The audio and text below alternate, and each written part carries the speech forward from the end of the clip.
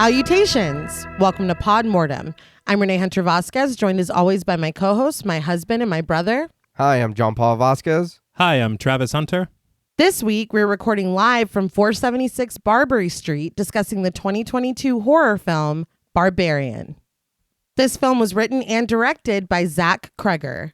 Thanks in part to a masterful trailer that gave away nothing of the true plot of the film, Barbarian shook the horror community in 2022. This film shines in its ability to subvert audience expectation.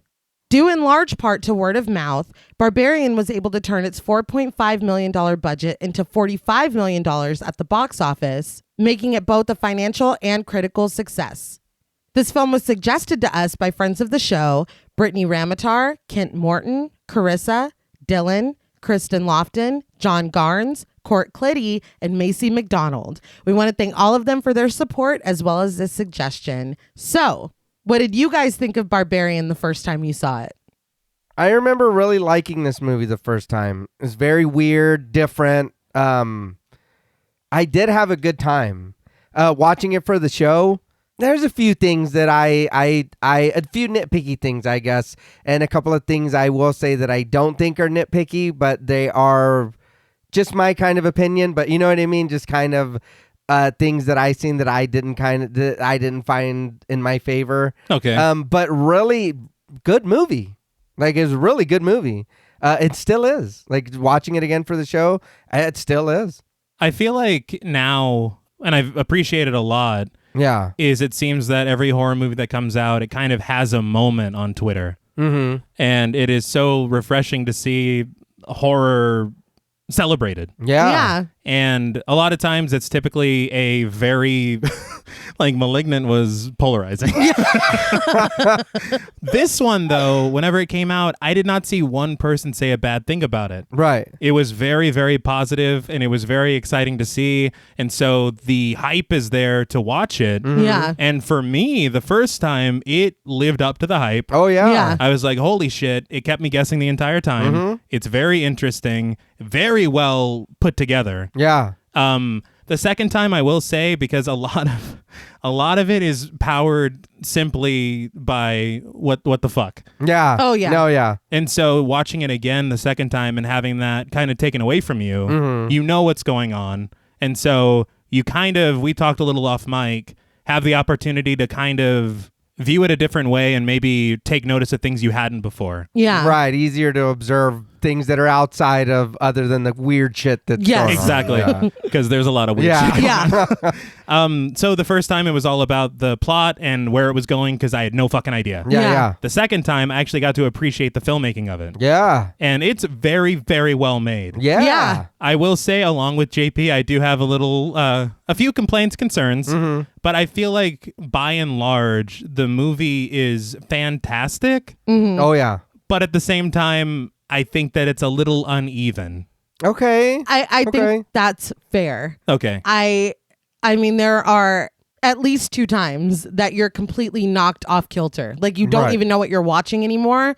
And for me personally, that is a big pro. Mm-hmm. I love not know, and we talked about this on Talk Mortem as well. I love watching something and not knowing what's coming next. Yes. Okay. And we talk about like taking familiar tropes and kind of subverting them. Mm-hmm. And I feel like this film does that masterfully. Like, you know, going into Barbarian, and I mentioned the trailer up top because I avoid trailers like the plague. I think all 3 of us do. Yeah.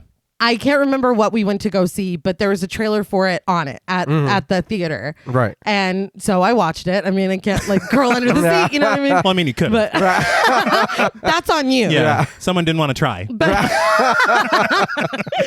but I watched it and was like, oh shit, like that looks good. But at the same time, watching the trailer, I know exactly what that movie is. Yeah. Like, I know, you know, that's the bad guy. That's what, you know, and no, you fucking don't. Like, you don't. The trailer did such a good job of like getting your ass in the seat and being like, no, surprise, bitch. You know what I mean? Like, Yeah. I was floored the first time we watched it. I think that's a luxury that we don't really have Oh, much yeah. Yeah. anymore, is being able to go in with no knowledge. Yeah. And it's very refreshing, like you're saying, because reading about this later on and Zach Cregger saying how he set it up and plotted it, thought of it, he said, as a triptych. If I had known that going in, that would have hurt. Yeah. Oh, absolutely. Because Yeah. then I'm like, okay, part 1, part 2, Exactly. Yeah. But not knowing anything and then just having certain things cut the way they do, you're like, what the What is hell? happening? Yeah. Oh, no, yeah. My head is spinning. Yes. I watched a lot.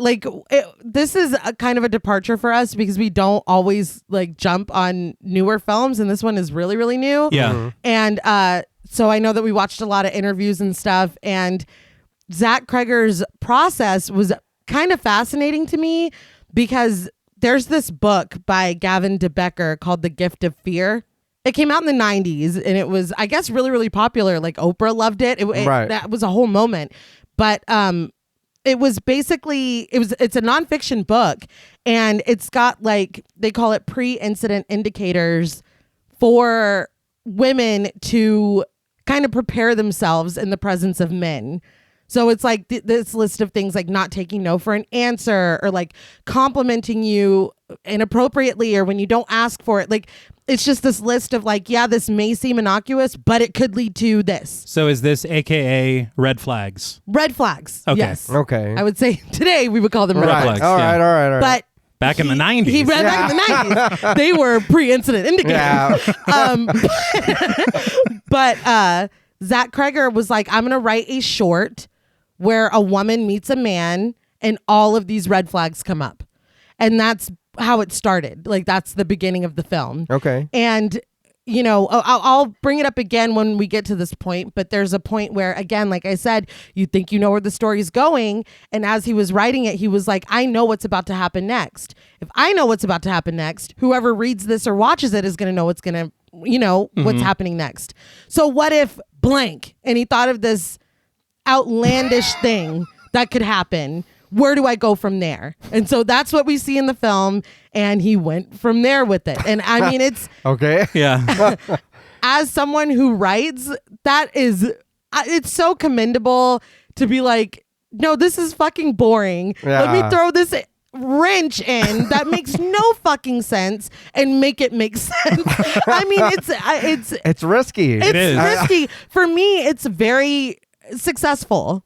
No, yeah. I think it is in a lot of ways. I will say, I listened to this interview he did with the Boo Crew over on Bloody Disgusting. Okay. And yeah, he was saying basically that it's possible when you do something this risky in this film, you have the possibility of losing your audience 3 times. Oh, yeah. Literally. And it's pretty courageous. I think he co-directed a film before this, but to launch into the horror genre with something like this and do it at this level Yeah. is really remarkable and courageous because there's a lot of nuance and subject matter in this film Yeah. that you're walking a tightrope on a lot of shit. Oh, yeah. Yeah. And he even said that as he was reading the book, he's like, this is not something I ever even would think. Interacting with somebody, I would never see that as a red flag. I would never Yeah. see that as dangerous. And so, I mean, again, this is operating on such a binary, but the fact that on the other side of that, and that is addressed in the film as well. Yeah. That it's like, well, for me, this, and this is scary. For you, you would just walk right in. I mean, it's such an interesting conversation. And again, like you said, courageous to kind of take a pretty nuanced argument and present it in a way that is still scary. And it does still, kind of make you have a conversation. Yeah. Okay. I will say that it's very interesting to me that both he and Jordan Peele started out in sketch comedy. Yeah. All right. Cregger was with The Whitest Kids You Know. Yeah. If anybody remembers the Abraham Lincoln That's sketch, all I know of them. I think he was Abraham Lincoln. Yeah. So it's unbelievable. But seeing, and when you think about it, he said this in the interview, but it's something that is very, very true. Yeah. Comedy and horror follow a lot of the same beats. You need to have good timing. You need to have good pacing, and you need to know when to pull the trigger. Yeah. Yeah. And so it works, and you see Jordan Peele how successful he is. And interestingly, I was going on too much of a tangent. He said, slow down. Yeah, slow down, me. Calm down. Catch your breath. Jordan Peele, I read in an interview in IndieWire, was an unofficial consultant on this film. Oh, I love that. nice. He showed him a rough cut of it. He showed him parts of the script. There's even a shot in the film that was cut on Jordan Peele's insistence. Okay. Oh, wow. So it's very interesting for them both to have kind of the same background and to be friends. Yeah. So I was very happy to see that. He said, and that's the thing with this script being so complicated and so weird and so shifting, he made a list. He said he made a spreadsheet of all the companies that have made a horror film in the past 15 years. Mm-hmm. All of them rejected him, including A24, who this Really? seems perfect It for. seems right. Or Yeah. Wow. I was going to say Allie, but in honor of John Paul, it seems right up A24's ass. Yeah. That's really surprising. Very surprising. But again, that's inspiring, the fact that many doors were closed and he's like, Even the Blumhouse guy? I guess so. I mean, was he's like- always in the bushes looking Yeah. for some shit. Well, he was he's like 4.5 million. Dude. no. Call me when it's one. Now, before we double book this film, we would like to issue a warning for spoilers. Podmortem is a very in-depth podcast, and in thoroughly discussing horror films, we have no choice but to spoil a thing or two. If you don't wish to be spoiled, please go watch the film, then come back and enjoy the show. If you've already seen the film or don't care about spoilers, then let's head downstairs. The film opens with the sound of heavy rain. Not the game. Thank. Yeah. Shut up. Hey, I still have nostalgia for it. Jason. We pan up to see a house, 476 Barbary. Its porch light is on, illuminating the empty street in front of it as the storm rages in the darkness. I read recently somebody had said that your opening shot of your film can kind of be your thesis statement. Mm-hmm. And ever since then, I've been kind of watching first shots of films now. Yeah. And this is basically, not to quote the Skinamarink trailer, but it's basically in this house. Headlights brighten the street as a vehicle pulls up. An unnerving score mounts, but as we pass through the passenger window, it stops. Inside the car, Tess Marshall, played by Georgina Campbell, consults her phone. I just want to shout out Georgina Campbell. Yes. She's fucking incredible.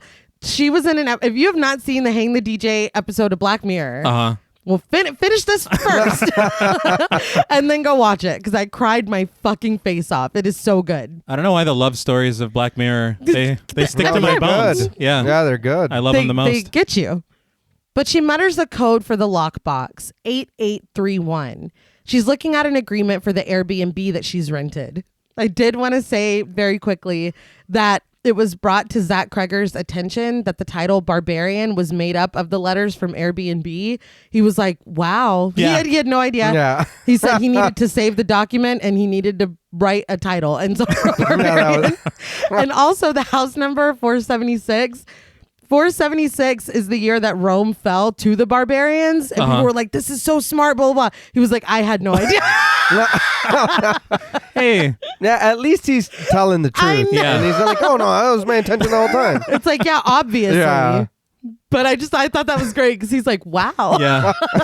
He said in an interview that he might have gotten it just because he named it Barbary Street first. Huh. Not the film, but the name of the street. Right. And he's okay. like, well, I guess I could just call it Barbarian. He's Yeah. like, that might be where I got it. Oh, all right. Yeah. That's hilarious, though. Just so Yeah. whatever. But we see a part of the agreement, including the code 8331, as she ignores an incoming call from someone named Marcus. This film doesn't take place over a super long period of time, but you don't have to remember Marcus. Yeah. Man, fuck Marcus. Yeah, don't. She turns off the car and steps out into the rain, gathering her suitcase, backpack, and purse, and repeating 8831 to herself as she walks up to the house. Once on the porch, she tries the code on the lockbox, but it doesn't open. Frustrated, she checks the code again, ignoring another call from Marcus. And when she realizes that the code is 8331 instead of 8831 like she thought, she types it into the lockbox. It opens this time, but it's completely empty inside. She tries the door, but it's locked. She tries to call property management, but gets the voicemail of a manager named Bonnie, played by Sophie Sorensen. Shivering in the cold, but shielded on the porch from the rain, she leaves a message. She says that she's standing on the porch in the rain and there's no key in the lockbox. She pleads for them to call her back and hangs up the phone. She looks up and down the street, and aside from the porch light she's standing under and one street lamp in front of the next house, the street is completely dark. This is kind of a nightmare already. Oh, yeah. Yeah. Like, what am I supposed to do? I don't know.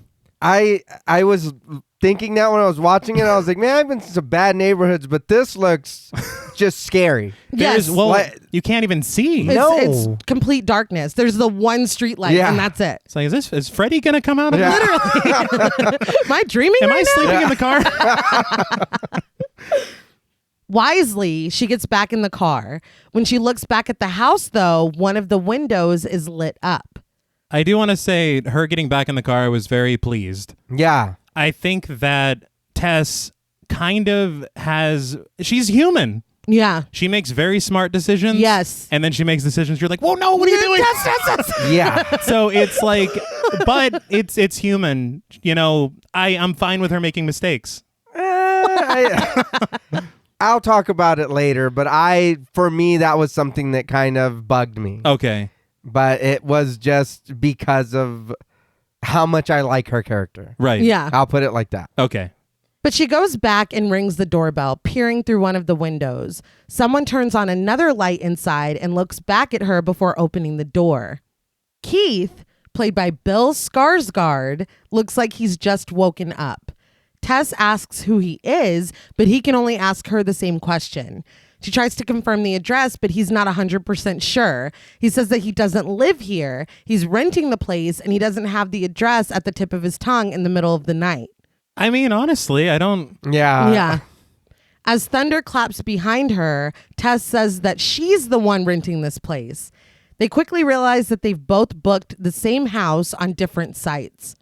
She shows him the confirmation on her phone and tells him that the code that she was given even works on the lockbox. She's supposed to be here. Keith asks if she's tried calling anyone, and she says that she didn't get an answer. He asks if she booked the right date, and she hands her phone over so he can see for himself. He finally concedes at this point. She asks what they're supposed to do, and after a moment of mulling it over, Keith invites her to come inside so they can call the idiots together. The rain is pouring, and thunder is rumbling behind her, and Tess hesitates for a moment. Finally, with a really fucking great shot, Tess enters the house, and it kind of slides over, and we see the title card in huge letters, Barbarian. Yeah. Well, you got a 50-50 chance of him being an evil clown. I mean... Yeah. I feel like 75-25. We don't know what's happening yet. I heard he has a paper boat in there that I... Yeah, see? I gotta get the boat. I lost that when I was a kid. But I did love that shot, and it was the little peek through into like a really disgusting thing through the letters of Barbarian. Yeah. There's like roaches on the walls and shit. Yeah. And I'm like, what the fuck are we about to get ourselves like, into? what is happening? Bill Skarsgård, I want to talk about. Mm-hmm.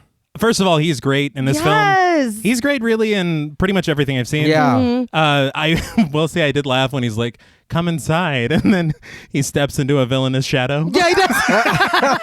It's like, do not go in that house. Gonna go back in the car.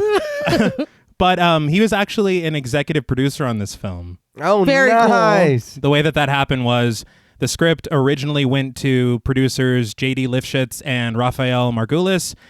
Blum called them the next Blumhouse. Oh, really? Yeah.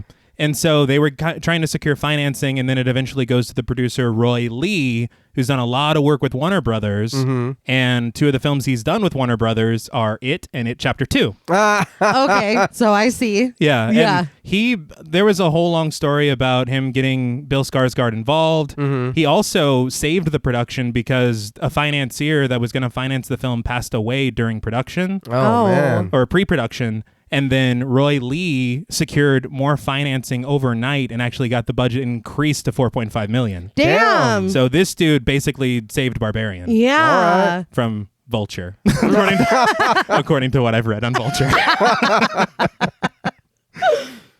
But the house is neat inside. Tess looks the living room and dining area over before excusing herself to the restroom. She stops herself and turns around, asking Keith if he can show her his confirmation. Smart. Yeah. Brilliant. Keith bristles a little at this, asking if it's so that she can see that he's not a weirdo who broke in here to sleep. But he quickly tells her that it's fine and that he'll go get his phone. She continues to the bathroom, looking into the dark bedroom as she goes down the hall. Skarsgård, I think, plays this so well because he's alternating tones constantly. Yes. Yeah. In one moment, you're like, oh, he's the nicest guy ever. Yeah. And then the other moment, you're like, oh, wait, he is 6'4", and he's he's fucking frightening. He's going to cut me up and eat me. Exactly. Like, for sure. Literally, the second that I saw him step into the shadows, I said, he's the Barbarian. I knew it. John Paul, and I don't think we can get to it yet, but he made a really, we were talking about it earlier, an observation that I was like, yes, exactly. Huh. But, we can't get into it. We can't get into it yet. No, tell me now. Ruin it. I don't care. But once she walks through the bathroom's threshold, Keith looks down the hall at her, and it looks incredibly menacing. Like, it's horrifying. Inside the bathroom, Tess immediately locks the door and sits down to pee. Keith's overnight bag is propped up on the sink, and she takes a sneaky peek inside at the toothpaste. His electric toothbrush charges on a stand on the floor. There are travel-sized shampoo and body wash bottles with product missing from them on the edge of the tub, all signs of someone who is staying somewhere for the night. Yeah. Or all signs of a very, very, very Meticulous serial killer. I mean, I don't know. Pour a little shampoo out. Yeah. He's got his toothbrush on the floor. Yeah, I didn't like that. That's a little too close. Yeah, just charge it on the sink. Yeah. It'll fit. Honestly, who would? See, go back to your car. No, you are a murderer. Yeah. Fuck it. Only a killer would put their toothbrush on the floor. Don't do that. When she goes back into the living room, Keith isn't there. He appears behind her, telling her here and scaring the shit out of her and me. I was like, oh, fuck. It's like, did you go get your phone in slow motion? I was pissing She for peed. He's practicing his fucking robot on the way. It's like, dude, get your phone. This is serious. But she cries out and laughs it off. He says that he was just getting his phone and shows his confirmation to her. His is right, too. He proposes that maybe he has a different contact number because he booked with HomeAway and she booked with Airbnb, but no dice there either. They have the same contact number. Keith just chuckles, admitting that he doesn't know the protocol here. Tess says that she doesn't know either, and they just stand there awkwardly. She volunteers to find somewhere else and walks over to the door. But Keith says that he feels bad. She tells him that he didn't do anything, but he asks if she's just going to drive around looking for hotels. She says that she has a phone. She can make calls. He's like, I don't know if you got a good look at the neighborhood. And she didn't. No. Yeah. But he says that he doesn't think it's safe for her to be sitting in the dark in her car alone out there. He invites her to stay here where it's dry and there's a lock on the door while she looks for somewhere else to stay. Tess contemplates this, and we cut to her scrolling through search results for Detroit hotels. He hands her the password for the Wi-Fi, and the two of them finally properly introduce themselves and share their names.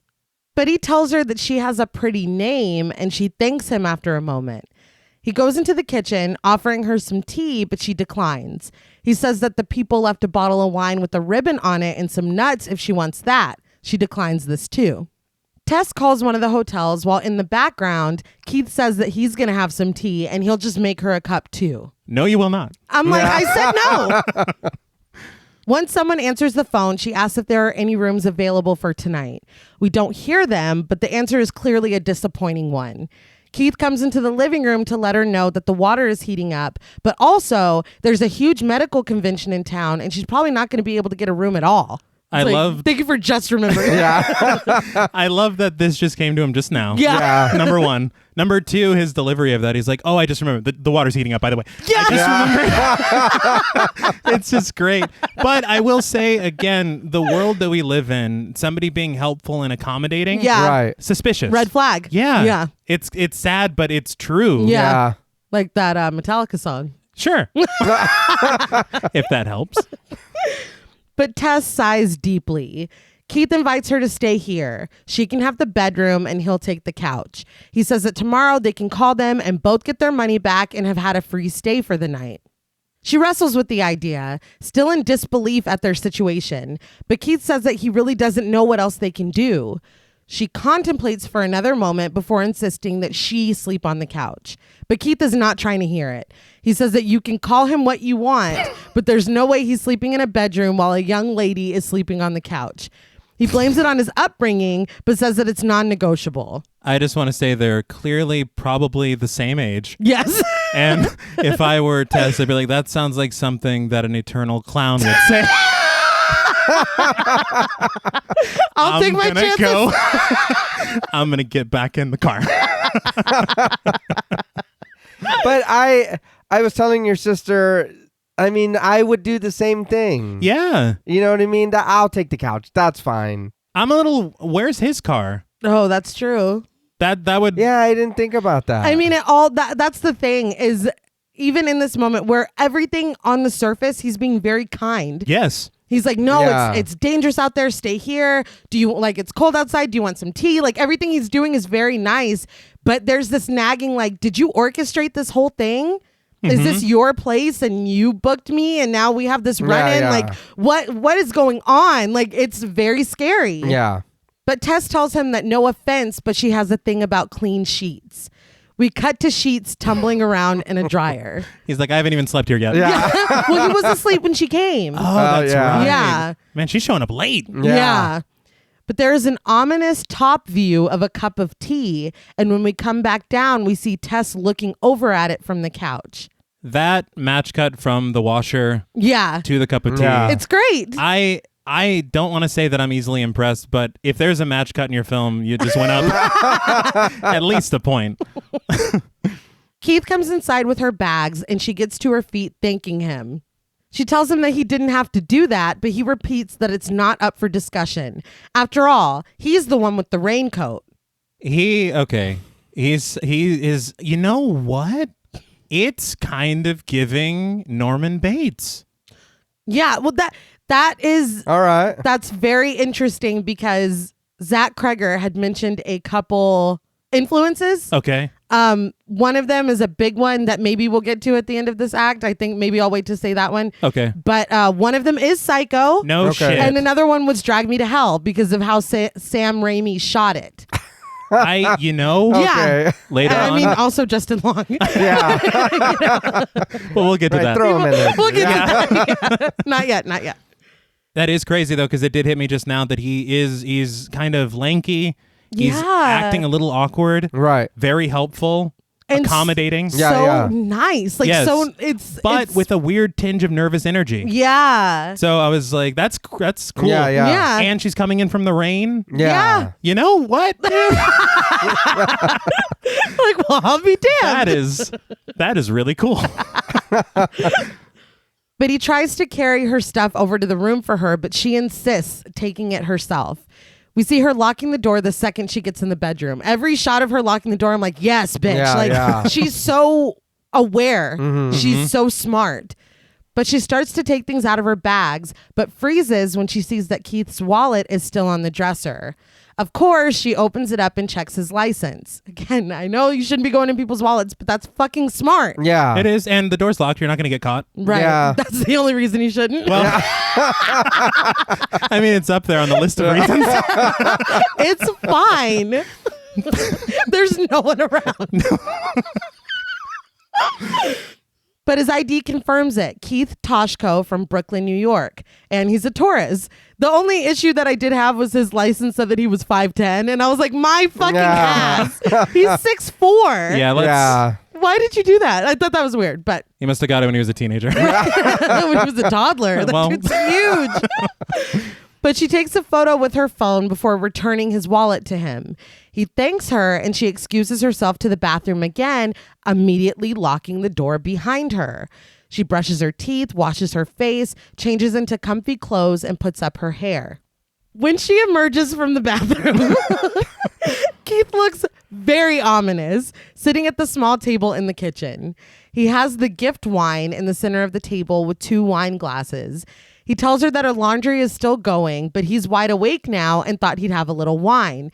He didn't want to open it yet, though, because he noticed that she didn't drink her tea, which he totally gets because this whole thing is weird and she doesn't even know him. But he thought she might want some wine and that it would make her uncomfortable if she didn't see him open it, so he waited. He's rambling and a little nervous. But everything he's saying, it's like, wow, that's really thoughtful, dude. Yeah. That's the thing. Yeah. If you look at it on the surface, what he's doing. Yes. Right. He is assuring her that there is not one creepy bone in his body. Yes. But all I see now is a full-ass creepy skeleton. Because nobody, like, that's what sucks is that he's trying to be setting her at ease. Right, Yeah. right. But all he's doing is, it's making me more nervous. Yes. Really? Yeah, because I'm like, you know, you're conscious of everything, but why are you conscious of everything? You know? Like, Yeah. it's just, I don't know. Because it's Bill Skarsgård. So you're like, I want to like this dude. Yeah, Yeah. yeah. Very charming actor. Yeah. But on the same side of the coin, honestly, Yes. it's Bill Skarsgård. Yeah. So I'm afraid of you. I saw him chew a kid's arm off, dude. Do you understand that? But I think Tess agrees because she says she doesn't want any. He takes the bow off the wine and starts to put the corkscrew in. And he says that they've probably got a little over an hour for her bedding. He tried to find another set, but he couldn't find any. With no other blankets, she asks what he's going to do with the couch, but he assures her that it's fine, saying that he slept on worse. That scared me. Like bones? Or- Yeah, but what do you mean? She sits in the chair across from him and apologizes for all of this. He tells her that she has nothing to apologize for. She's just as put out as he is.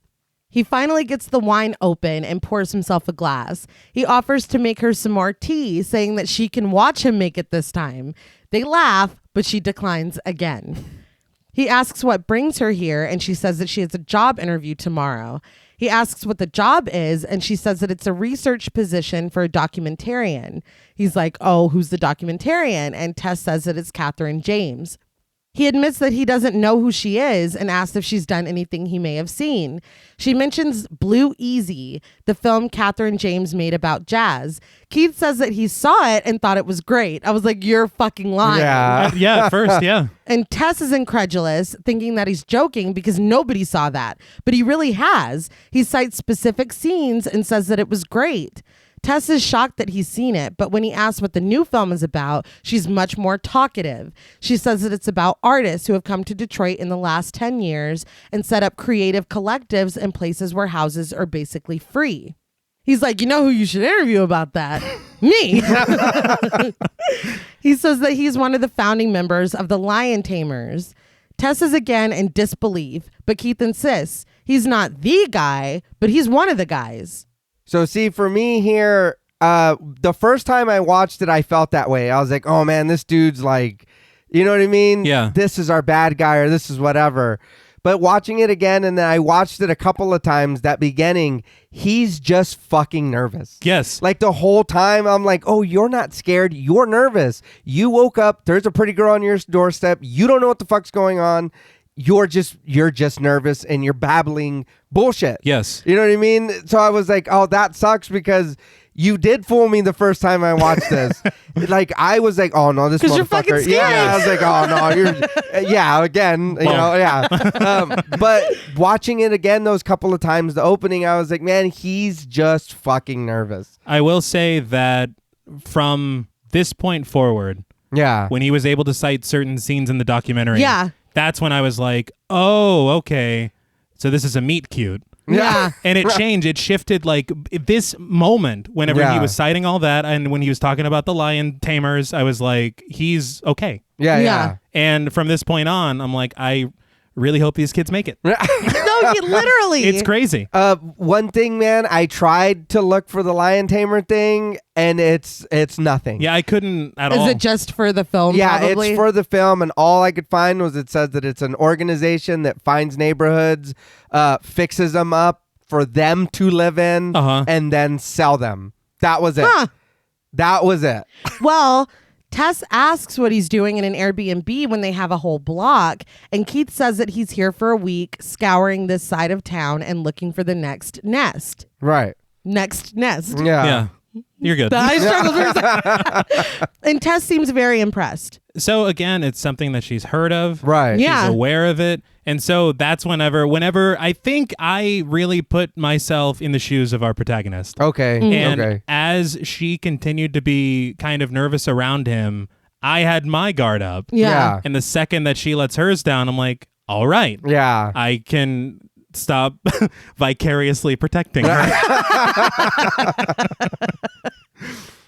But she does let her guard down because later we see that the laundry is completely done. But Tess and Keith, both drinking wine now, have moved their conversation to the couch. They're getting along. Yeah. They All are. right. See, I'm loving it. Yeah. As Keith pours her another glass, she describes her cliche situation. But how like, and I know this is not this type of movie, but how really cool would that be? You go, there's As a meet mistake, cute, and it's then great. Yeah. you know what I mean. You meet your partner, and then it's like, oh, is this real? And then y'all keep in touch, date, and it's like that. We have a very good story to tell. It's a great story. Yeah. I think That's fate. I hope that it works out for them. Right. And Well, we shall see. But she tells her story of the man who thinks that love and control are the same thing, and the woman who allows herself to become a kept pet. Her word choice is very interesting. Mm-hmm. Keith asks if it's still happening, saying that she's already got a new job lined up, but Tess corrects him. It's a job interview. She hasn't secured it yet. Keith says that there will always be people who try to force us into a dynamic that serves them, but it's up to us whether or not we play along. Tess says that she just keeps going back and she needs to stop. Either that or the lesson is that guys will walk all over you if you let them. Keith takes exception to this, but Tess expected him to. She says that the world is different for guys. They get to go through life making messes, but it's the girls that have to be careful. She uses their situation as an example. If she had been the first to check in and he had showed up, there's no way in hell that she would have let him in. But even if she had, he wouldn't have even hesitated. He just would have marched in. He reminds her that she just marched in too, but she says that she had to, and she was scared. He asks if he looks like some kind of monster, but she says that that's not the point. And it's like, yes, you do. there's a film that came out a couple of years. You look a lot like that Right. monster. Are you sure you don't got some more legs under there? No, let me see. I will say, like you had said earlier, very binary in the discussion. Yeah. But it is setting up a lot of what's to come in the film. Right. Yeah. And a lot of kind of under the radar discussions that I think this film's trying to have. Yeah. And that's why I say, like, watching this without, it being as much of a roller coaster because you know what's going to happen. I did not, the first time I watched this, I did not remember this this conversation did not make any impression on me because I was just like, they're so cute. You know what I mean? And then, oh, fuck, in about 10 minutes.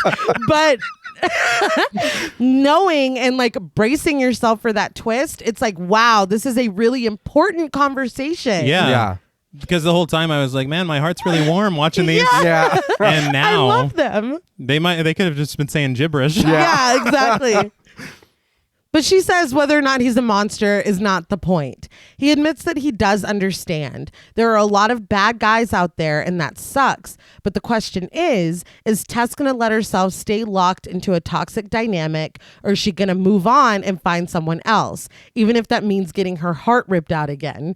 I like that he wasn't just like, are you going to move on? He's like, move on and find someone else. Maybe someone, right in front of you, But she asks why it's always the girls that get their hearts ripped out. But he sincerely tells her to trust him. Girls rip too. He's like, you ever know a lady called Beverly Marsh? She fucking cuts teeth, dude. Kicked my ass.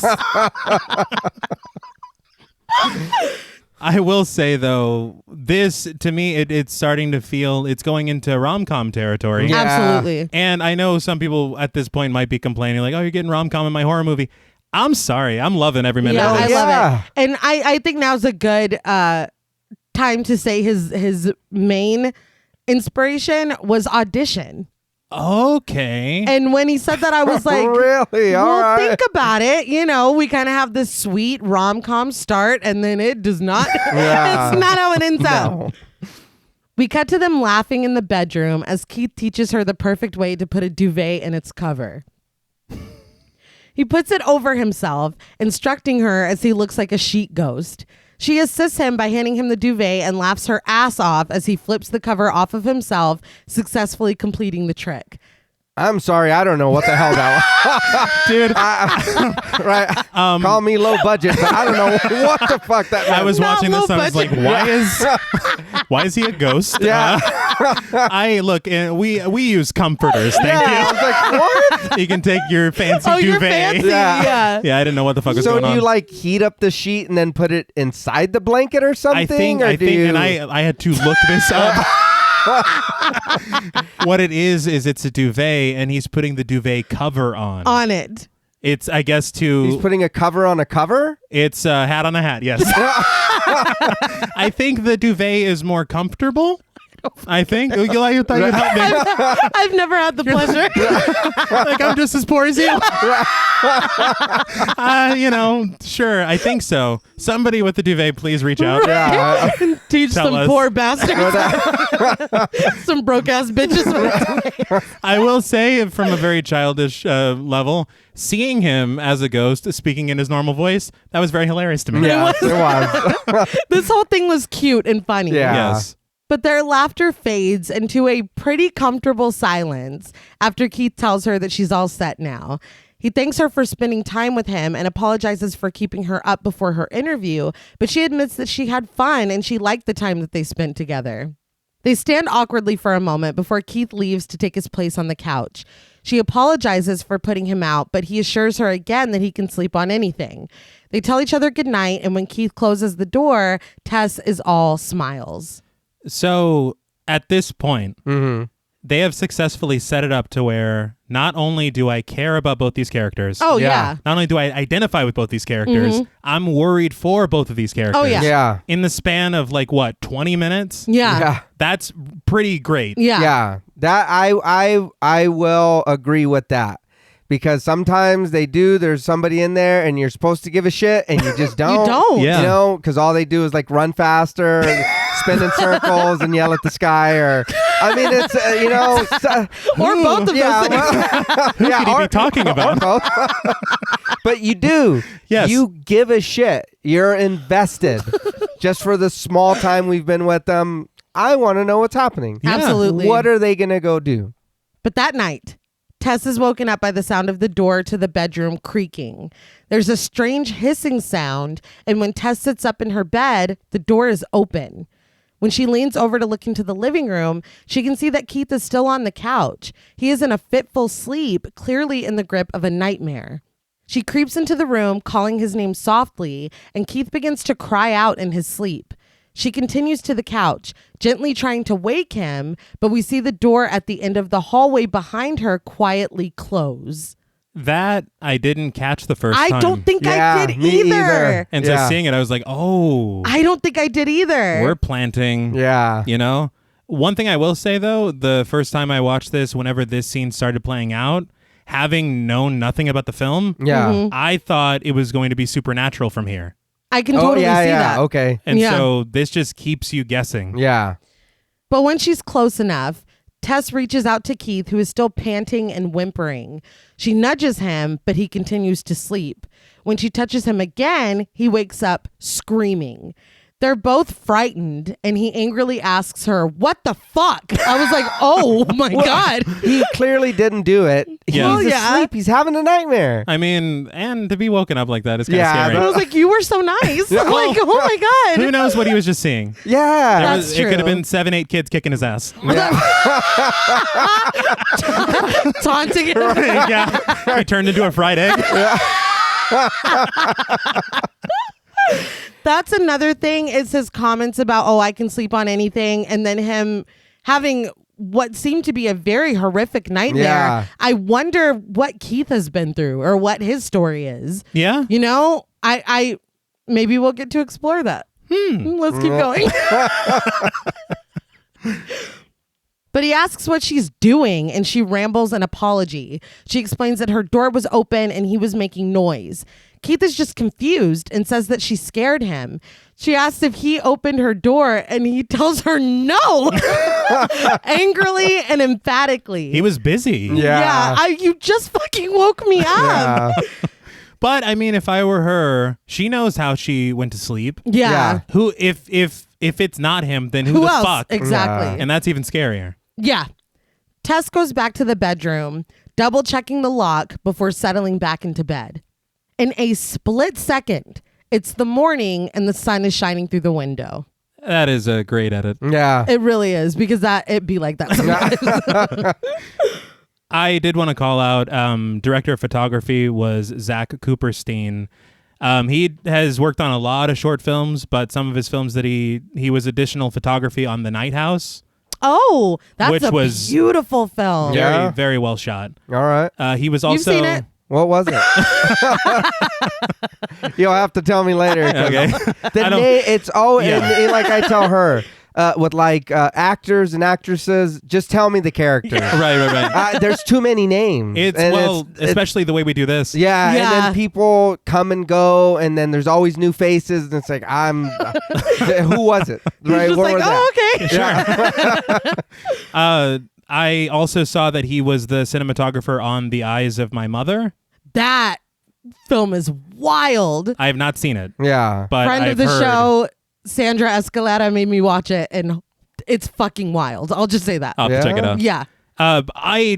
There could have been plenty of times that I could have given his little cinematographer introduction, Mm-hmm. because throughout this entire film, I'm just impressed by his Oh, work. yes. He had said that Cregger had put together a book of cinematography, I guess, influences, the directions he wanted to head in. Mm-hmm. And I don't want to give too much away, but I'll say that the night scene that we just saw on this level of this house was inspired by David Fincher.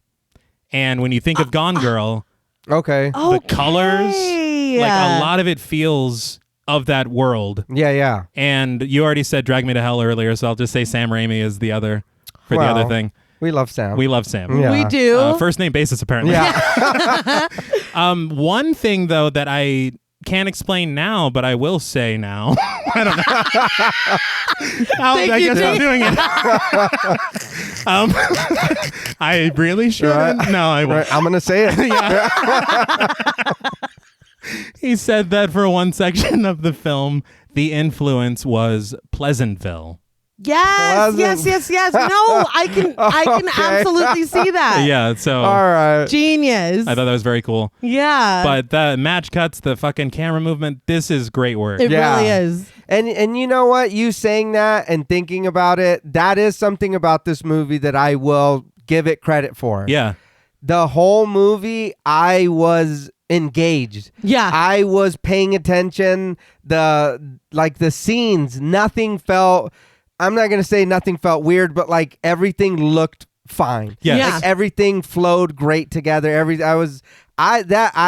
I will. Okay, so that guy, I like his work. Then what's happening here? Yes. I enjoy it. Very good.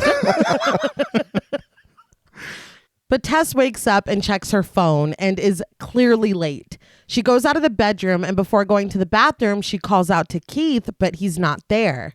She gets dressed and finds a note on the coffee table. Hey, I had to run, but please leave the key in the lockbox and I'll see you this evening. Break a leg today. K. P.S. Had a great night last night. I was like, he told her break a leg. Like, it was just a perfect little note. I got to tell you, after that wake up, I was really worried for their chances. I was really what the fuck for me. But There's a note and it just says, fuck you. find somewhere else to stay. So seeing that, I was like, all right, this It's okay. It's okay. Yeah. But Tess smiles at the note. She leaves the lock in the lockbox like Keith asked. But when she turns around to walk to her car, we see that the street looks very different in the light of day. And I'm like, okay, I understand why Keith did not want her waiting outside. Yeah. Every house, besides the one that she's staying in, looks completely abandoned. The houses are run down, most of them with broken and abandoned cars parked outside of them. She gets into her car and drives out of the neighborhood, every single house dilapidated. So this film was shot mostly in Bulgaria. Okay. And so a lot of houses in certain shots, and I think it might be later, are facades that are really just kind of the shells of the houses. And then they have the real house and then they have a sound stage. It's a whole thing. Yeah. Right. But they did film some of this film. I saw Zach Cregger confirm it. They did in Brightmoor in Detroit. Oh, wow. And I feel like I'm not 100% sure of his intention of using Brightmoor. I do know that Brightmoor as a neighborhood has kind of a sad story around it with getting hit economically in the 70s. Yeah. Different factors that contribute to economic woes. I think they said from 1970 until present day, the neighborhood lost 70% of the population. Fuck. Just moved out. And so there are a lot of abandoned houses in that area. And so I'm watching it and I'm like, there are so many nuances of different ideas because you do have this neighborhood, but one very, very nice house just sitting there. Yeah. And you're like, so are we talking, Airbnb fucking up places?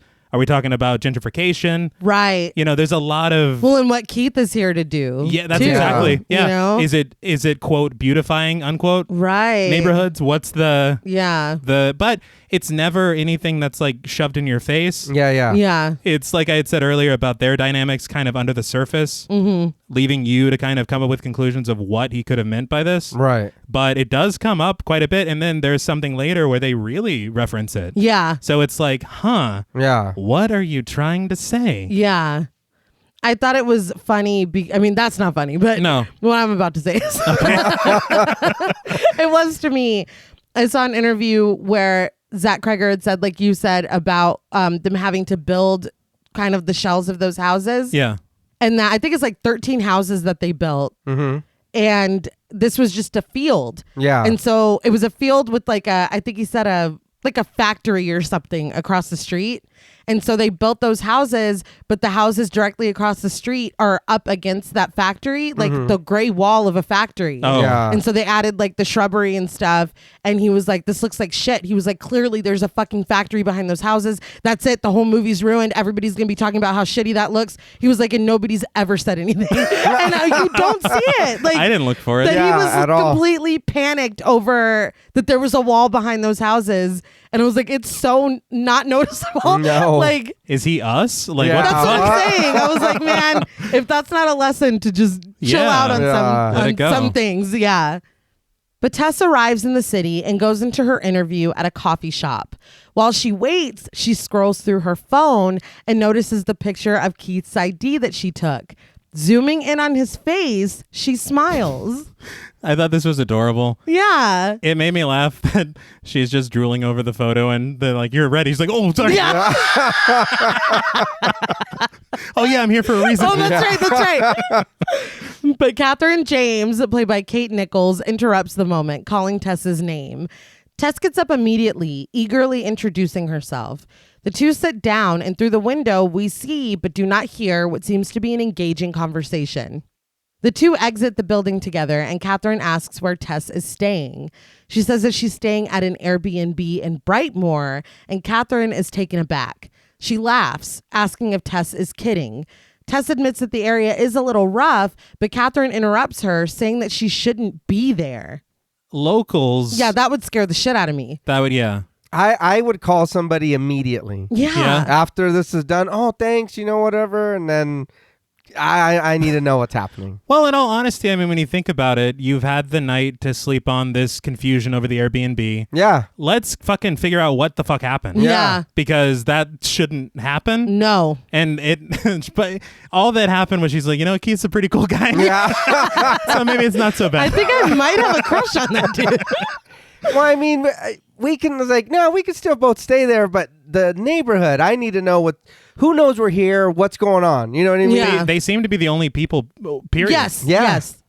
But Tess rambles, saying that even though the neighborhood is rough, it's a cute little house. Because of the convention, she couldn't find anywhere else, and now she has a roommate, which makes things a little complicated. She's like a roommate at an Airbnb. Yeah. Like, what are you The talking fuck are you talking about? Like, she's like, no, it's really complicated. Yeah. The whole time she speaks, Catherine stares at her uneasily. She finally concedes and tells Tess to just be careful. Seriously. Tess assures her that she's tough, and the two part ways happily, Catherine promising to see her tomorrow and that it's going to be great. On her way back to the house, Tess looks fearfully at the abandoned houses that she passes. She finally pulls up at 476 Barbary. Once out of her car, she looks up and down the street before grabbing her purse and walking up to the porch. From down the street, a man calls out to her. He begins running toward her. Terrified, Tess runs up to the porch, punches in the code for the lockbox, grabs the key, and opens the door. In the time it took to do all this, she barely has time to slam the door in the man's face. Once she does, he yells at her to come out of the house. I'm sorry, and I've said this in other movies. I had to take a point for this. Really? Oh yeah. Don't just scream at me while I'm again. Be careful, don't go in there. No. You don't want to be in there. Hey, what are you doing? Let me help you. No, you're There's someone in the back. Sing! I don't understand why this is here. It's all about the delivery. And yeah, we talk about that a lot. That's the thing, is you're exactly right, because the thing is if he were to say what we want him to say, right, movie's over. Yeah. But that shouldn't be the reason that he said it. I'll give you that. I will give you that. And I, of course, didn't catch it until this time. Yeah. The first time I'm like, get in the house. No shit. Exactly. You know, run, Tess, run. Right. Hurry. Yeah. Ooh, okay, she's safe. All right. We can breathe easy. Yeah. But yeah, I get that. That's fair. I mean, we say it, at least I do for other movies. That one, it's just, please don't introduce somebody for no reason yet. You know what I mean? Mm-hmm. If it's going to happen, please make it at least an interesting way or something that isn't just, I need to be here at this point in time because I need to be here. Mm-hmm. That's all that happened here. And that then was he's it. gone. Yeah, and then that's it. Like, Well, I tried. Well, fuck you then. Like, I can still hear you through the door. Yeah. Say what you need to say. Everything that you know. Yeah. Yeah, all of it. Let's Just hear say it. everything. Yeah. But Tess calls the police. She checks the windows and can't see the man anymore, but pleads with the dispatcher to just send someone. The dispatcher coldly tells her that they don't have any units available. Tess starts to pack up her things, but when she catches herself in the mirror, she tries to breathe and calm herself down. She sits down to use the toilet, but when she finds no toilet paper, she goes searching for some. That's when she notices the door at the end of the hall. It leads down into the basement, and when she flicks on the light, she sees a huge thing of toilet paper sitting on top of a dryer. She hurries downstairs and snatches a roll, but as she makes her way back up, the door quietly closes. When she tries the knob, it won't open.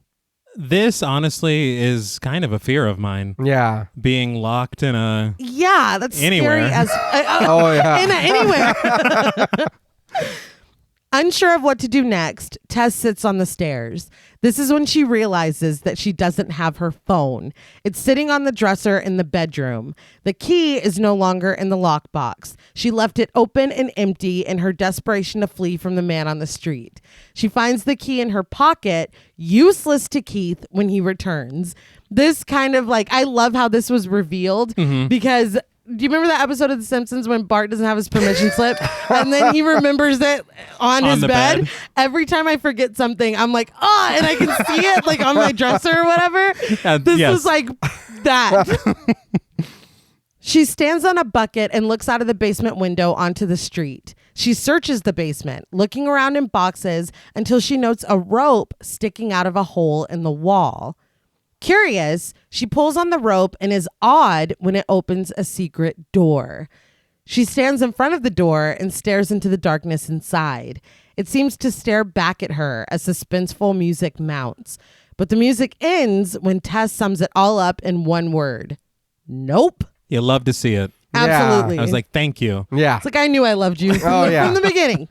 I will say, though, the second that she pulled the rope and the door opened, I was like, oh, this is why everyone said, don't read anything about it. Don't look into anything. Yeah. I was like, we're about to see some freaky shit. Yeah. I'm torn. I'd close the door and put something. I was like, honestly. I was like, no. I don't need to see anything in there. Nope. I've lived 31 years. Exactly. I'm waiting till Keith's cute ass comes back. All right, we're going to open this window and then you're going to get me And out. then we're leaving. Yeah, absolutely. we're leaving. The convention's probably over. We can get out. Yeah, we'll get a room somewhere. Maybe we'll share a room. We'll see what happens. Hey, But we cut to her sitting on the stairs, the secret door left open and unexplored. But when she notices a large mirror propped up against the wall, she pulls it into the center of the room, using the light from the bulb in the ceiling to make a flashlight to look into the darkness beyond the door. Clever girl.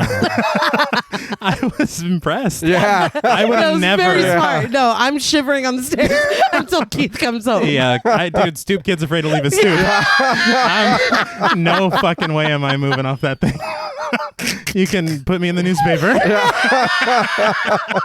I don't give a fuck. I do not care. But we see very little from the light, aside from a long hallway with the door at the end of it. Tess sets the mirror down and hesitates at the entrance of the door.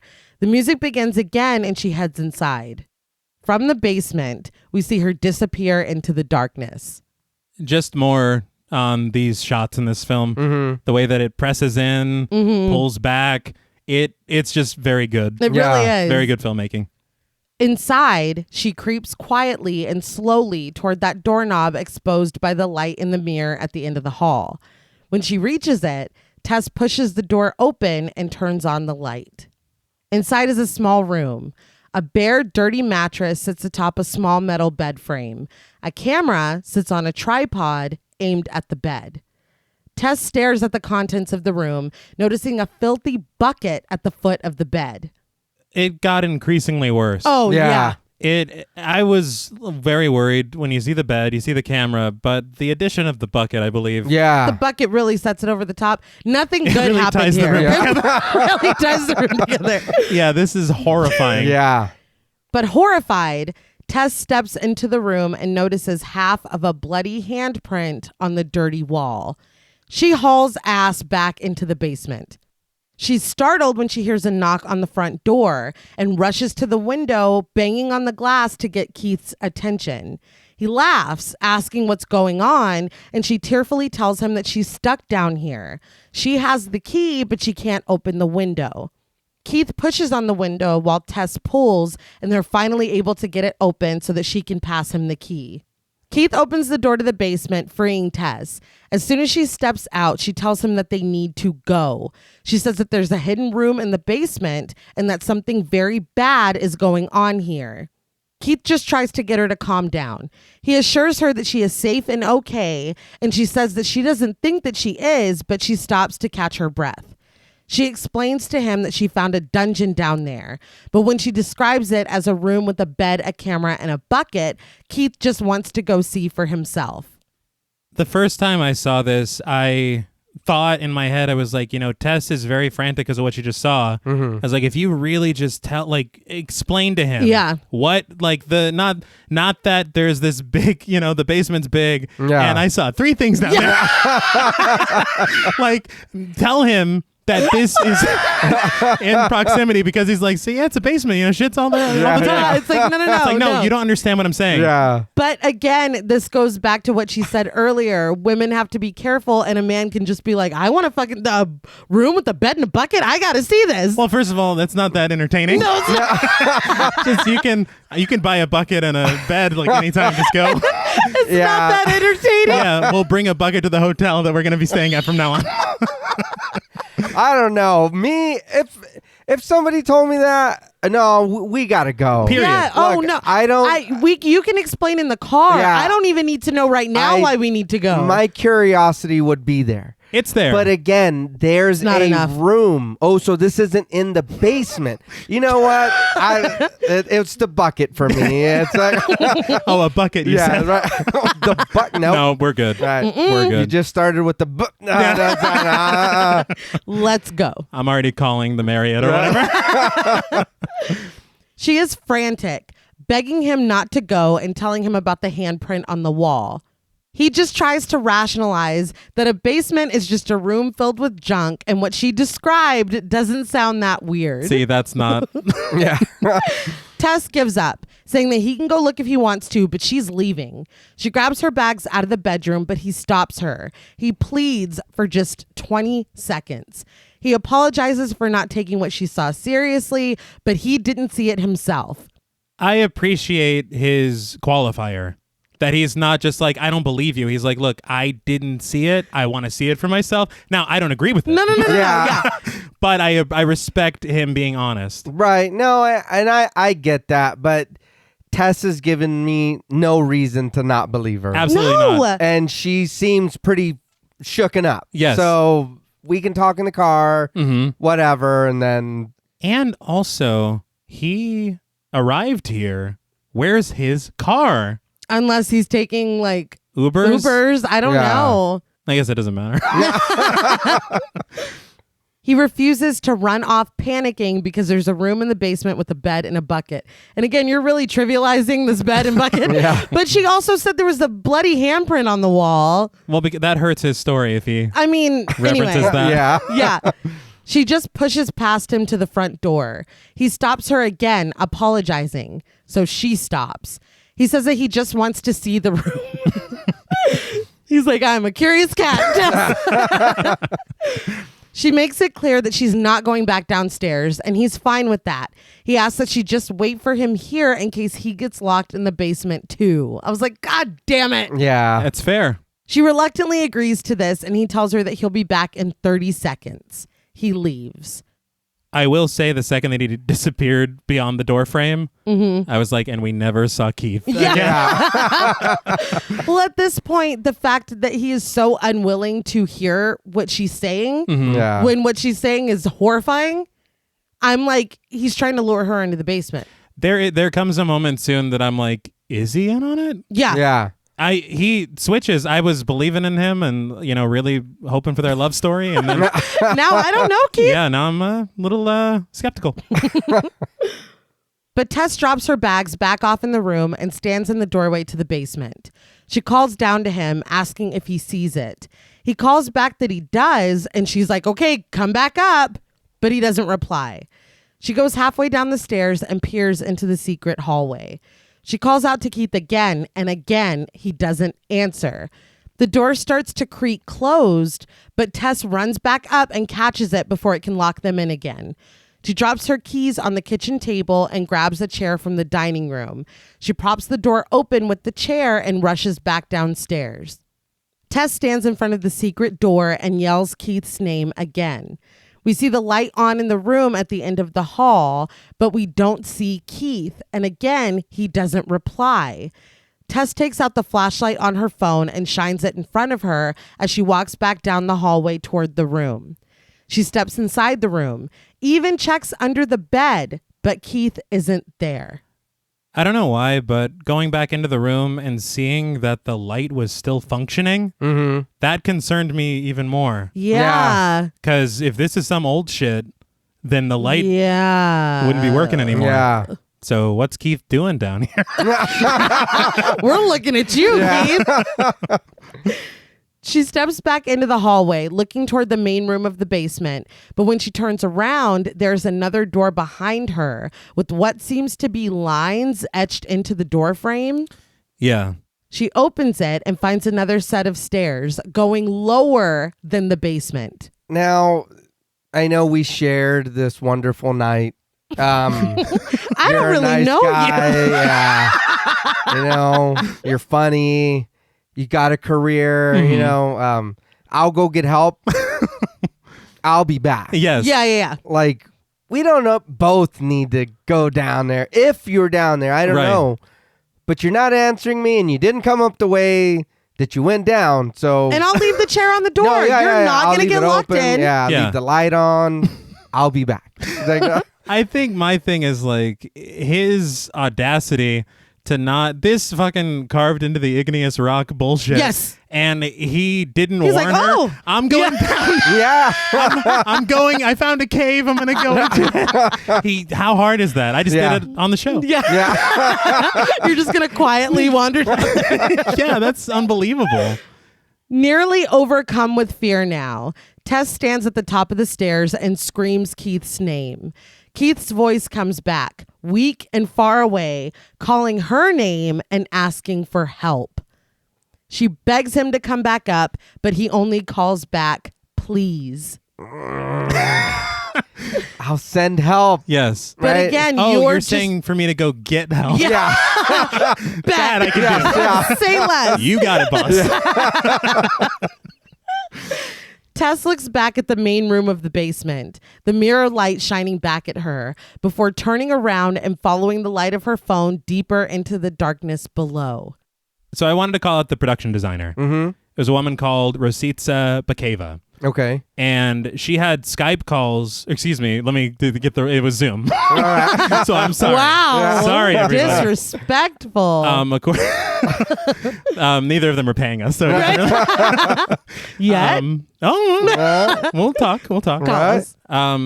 It was Zoom calls. Right. Because Cregger wasn't going to go to Bulgaria just to hash out the details of all this. Mm-hmm. So they called and they had their discussions. And by the time they got there, Bakeva had gotten all of these sets built on a soundstage. The interior of the house, the lower floor, and every single bit of this cave is expansive as it seems. Really? Yes. Wow. Because they were asking him, they're like, well, how much is like reused? Almost like we talked about on 13 Ghosts. Yeah. Like, well, how much is reused? They're like, no, this is legit. This is what it is. Damn. That's wild. And the 13 facade houses and all that stuff. Yeah. Like, remarkable. Hell yeah. That's really just going the extra mile. Yeah. Because these caves, there comes a point, they reach an object that honestly is the scariest thing I've ever seen in my life. And it's just, it looks like an elevator. Yeah. But I think that if I made a movie and like hell was in it, that would be the way to get there. Those old ass elevator doors are fucking frightening. That like are accordion up. Yeah. Yes. Oh my God. No, thank you. Great work, but holy shit. Sobbing, Tess calls out to Keith again, but he doesn't answer. Once she reaches the bottom, she finds a gate pulled open. There we go. There you go, dude. And so at this point, I thought they were in hell. Okay. Oh. Okay. I thought he was luring her into a trap. Oh, no, basement. I think he's the devil. Oh, he's the devil. He's the barbarian devil. Exactly. Got it. That's funny that you mentioned that because that was something that caught my eye as well. And I was like, how old is this? Yeah. And why is that there? Yes. No, again, I'm sorry. I'll send help. I love you. I'll always love you. Close the door just to make sure you can. Right. You know what I mean? Nobody gets in. Exactly. Yes. You know what I mean? I know you can't get out, but I'm sending help. It's also so yeah, we'll come back. She pushes it open the rest of the way and walks through it, Keith still calling out to her. Tess is horrified when she finds an alcove with 3 cages inside. She shines her light into one of them and sees a food bowl for a pet. Tess is fully crying now, but she keeps going. She screams Keith's name as she wanders down the dark corridors. Finally, her light hits Keith. He looks dirty and like traumatized and is crawling toward her on his hands and knees. So that shot was very frightening. Oh Yeah. my God. I thought again, I was like, maybe it is still supernatural, and he was going to say he's been crawling for like a year or something. Yeah. I thought that's what he was going to say. Like, I've been down here for weeks. Yeah. Because they've stumbled into hell Yeah. in your mind. And I guess he's not the devil in this in this scenario, but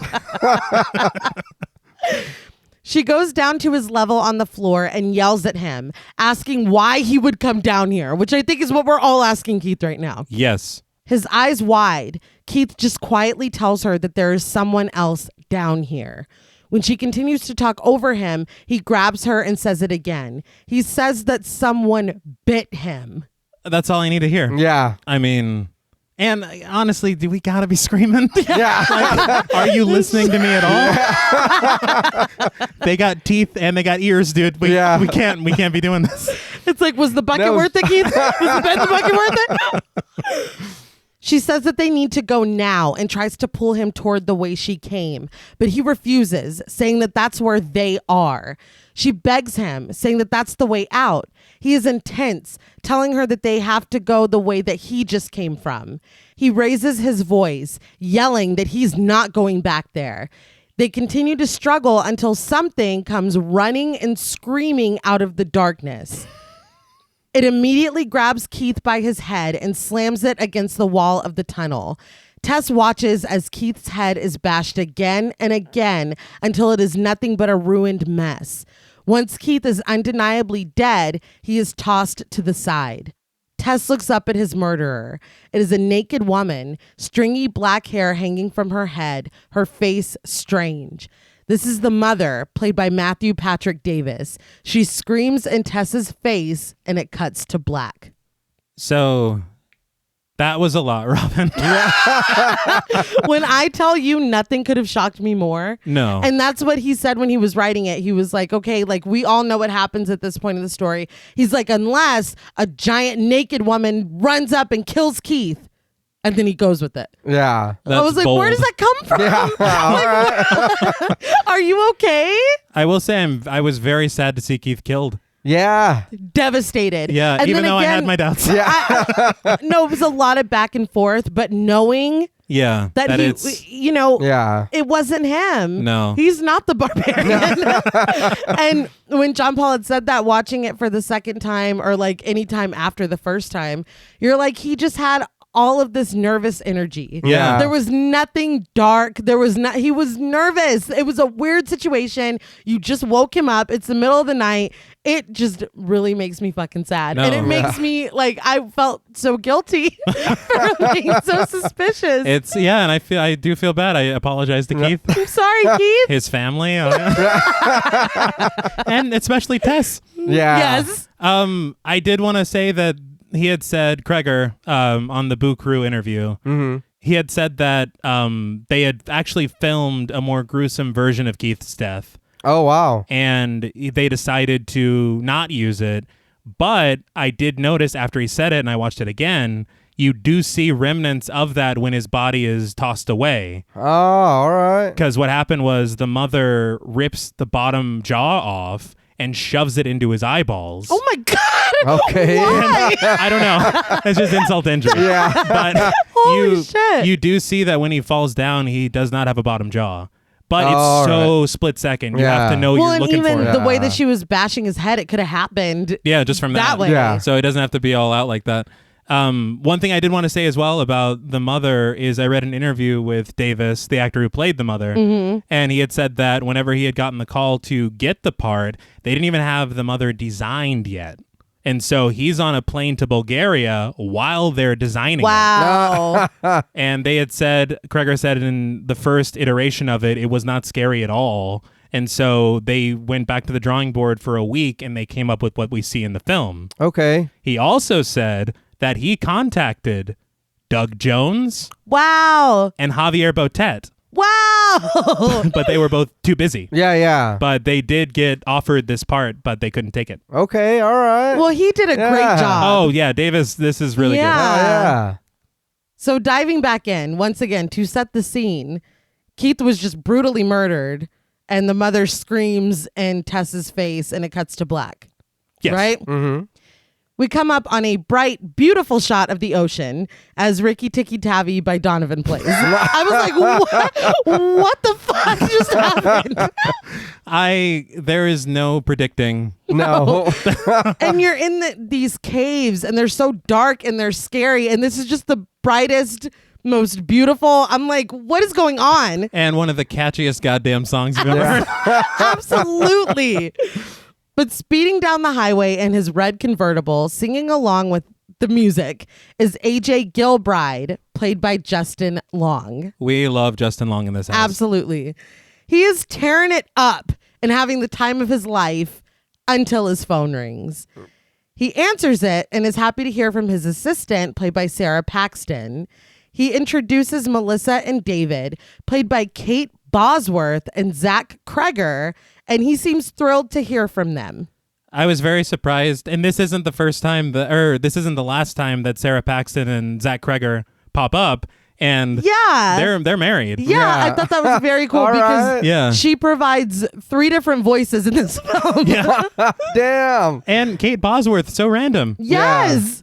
I also wanted to call out the filming location before we get into what's about to happen. Mm-hmm. This is filmed on the Pacific Coast Highway, which, if you recall, The Love Witch Oh, it was beautiful then too. Yeah. God damn. I say The Love Witch because we've covered it, but there have been like 500 fucking things. Well, why would you not use this? Yeah. It's gorgeous. It's very stunning. nice. I also want to say, because I remembered whenever the trailer debuted online, it just said Justin Long's new movie. Yeah.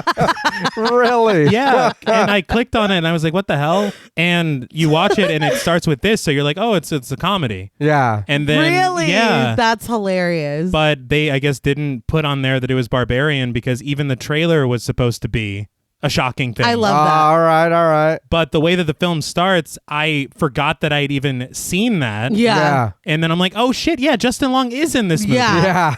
Yeah. That's wild. Yeah. But David gets right down to business, saying that they need to discuss something that just came through. Melissa says that there's been a troubling development. Someone named Megan Maddox has contacted the network through her lawyer and made a very serious accusation against AJ. AJ's mood shifts and he asks what she said. Melissa continues that Megan Maddox claims that AJ was sexually aggressive when they filmed the pilot of a TV show together, and she now refuses to move forward if he stays involved with the project. AJ is dumbstruck. Melissa says that the network is taking the accusation very seriously, and now there's going to be an investigation. AJ asks about the state of the pilot. Is it not picked up anymore? Melissa only offers that they won't know how they're moving forward until after the investigation. David cuts in that the most likely outcome is that even if the show does move forward, AJ will no longer be involved. AJ is in disbelief that he'll be fired, but David asserts that this is the most likely outcome.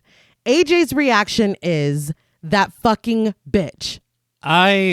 Whenever Justin Long pops up, Yeah. he's singing Ricky Tikki Tavi with Not a care in the world. not a care in Yeah. the world. I was like, we all love Justin Long. Yeah. Yes. And I don't think I've ever seen him play a character like this. Never. No. I have never. Whenever, and I think that is a kind of a strength of the film to use Justin Long's likability, Yeah. because then once we discover this man, Yeah. it's unbelievable. I think there's a brilliance to that because we see Bill Skarsgård and we're like, scary monster. Yeah. We see Justin Long and we're like, everyone loves Justin Long. He's so fucking likable. He's funny. And both of these, they're just turned on their heads. Yeah. Like it's Yeah. almost like our like predisposition toward them is used against us. And it's Yeah. And it's Okay, really yeah. effective Yeah. on both counts. yeah, and as this develops, I can't say until the end of the film, but Cregger did give a reason why this was the direction this character took. Okay. Okay. I did see in an interview, or I think I read in an article that he had offered AJ to Zach Efron. He wanted him to be like a muscular, like jock dude. And Zach Efron said no. And that made him rethink really who AJ is. And I think him being like a Justin Long, I think he's perfect. Yeah. He's so perfect for it. Yeah, because I think that's. I don't think Zach Efron. No. But AJ tries to explain that all of this was blown out of proportion, but Melissa advises him to not go into detail on this call. AJ's disbelief turns to anger as he says that he was the first person attached to this. Megan Maddox came on after him. In fact, he recommended her. David tries to get him to calm down, but Melissa insists that they tell him the other thing. David's like, nah, he's not ready for that. But AJ demands to know. Melissa says that there's going to be a story in the Hollywood Reporter about the whole situation. She stresses again that these allegations are very serious. And these allegations are very serious. So, a warning here because this takes a surprising turn. Yes. And I am going to use the word that was used. So a, warning here because I was like, oh my God. Yeah. But AJ asks if the allegation is that he raped her. David again tries to calm him down, but Melissa tells him that yes, that is the allegation.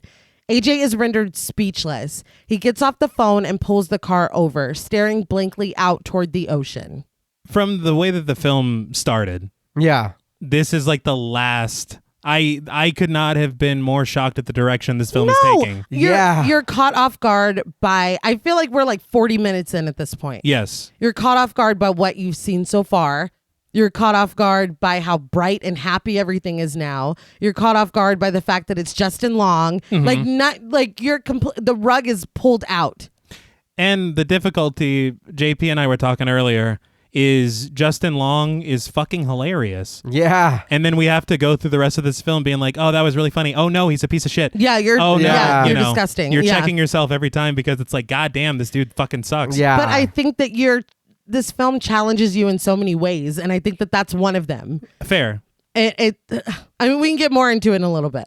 And to this whole point, I will talk about it later when we get into final thoughts and all that. Okay. But the direction that this character takes, or like throughout the rest of the movie, I have thoughts. Okay. And like I said, once we get to the very end, then I'll say those. But yeah, I was like, what the fuck, dude? What's happening? Because this is serious shit. That's not. Yeah. But we cut to an office where AJ's financial advisor, Jeff, played by J.R. Esposito, looks over his finances.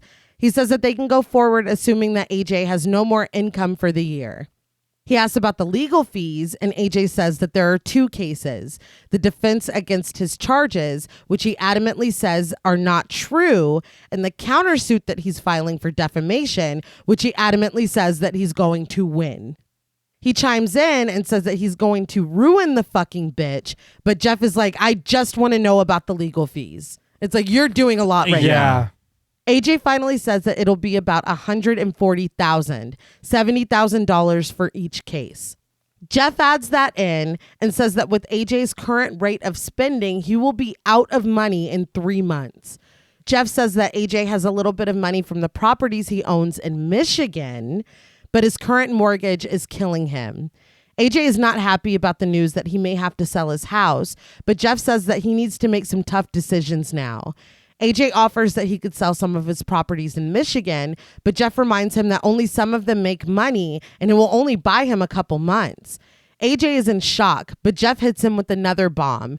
He says that at the end of the week, he's giving him his files back and suggesting that he find someone else to manage his finances. AJ can do nothing but laugh at the fact that Jeff is dropping him too. I laughed really hard because he goes, and I'm going to be giving you your files back. He goes, cool, what's that mean? You're done. It's not good news. I think you know. Yeah. But as he walks through the airport in his Joe Goldberg disguise, a baseball hat. So not a disguise. AJ reads the headline for the story in The Hollywood Reporter, written by Kim Masters, who is a real, writer for The Hollywood Reporter. Yeah. I was like, damn, y'all really did this. But the headline, AJ Gilbride accused of sexual misconduct. Chip off the block pilot not moving forward. And there's a picture of his smiling face underneath it. What's funny is that he's playing a character called Named Chip. You know he is. He is. That's the cheesiest shit in the fucking world. That is absolutely the name of a sitcom. Yeah. That was great. But he pulls his hat down further and walks away. Later, AJ makes a phone call to his lawyer, Robert, played by Will Greenberg, as he gets into his rental car. He says that he thinks if he could just talk to Megan, all of this would be resolved.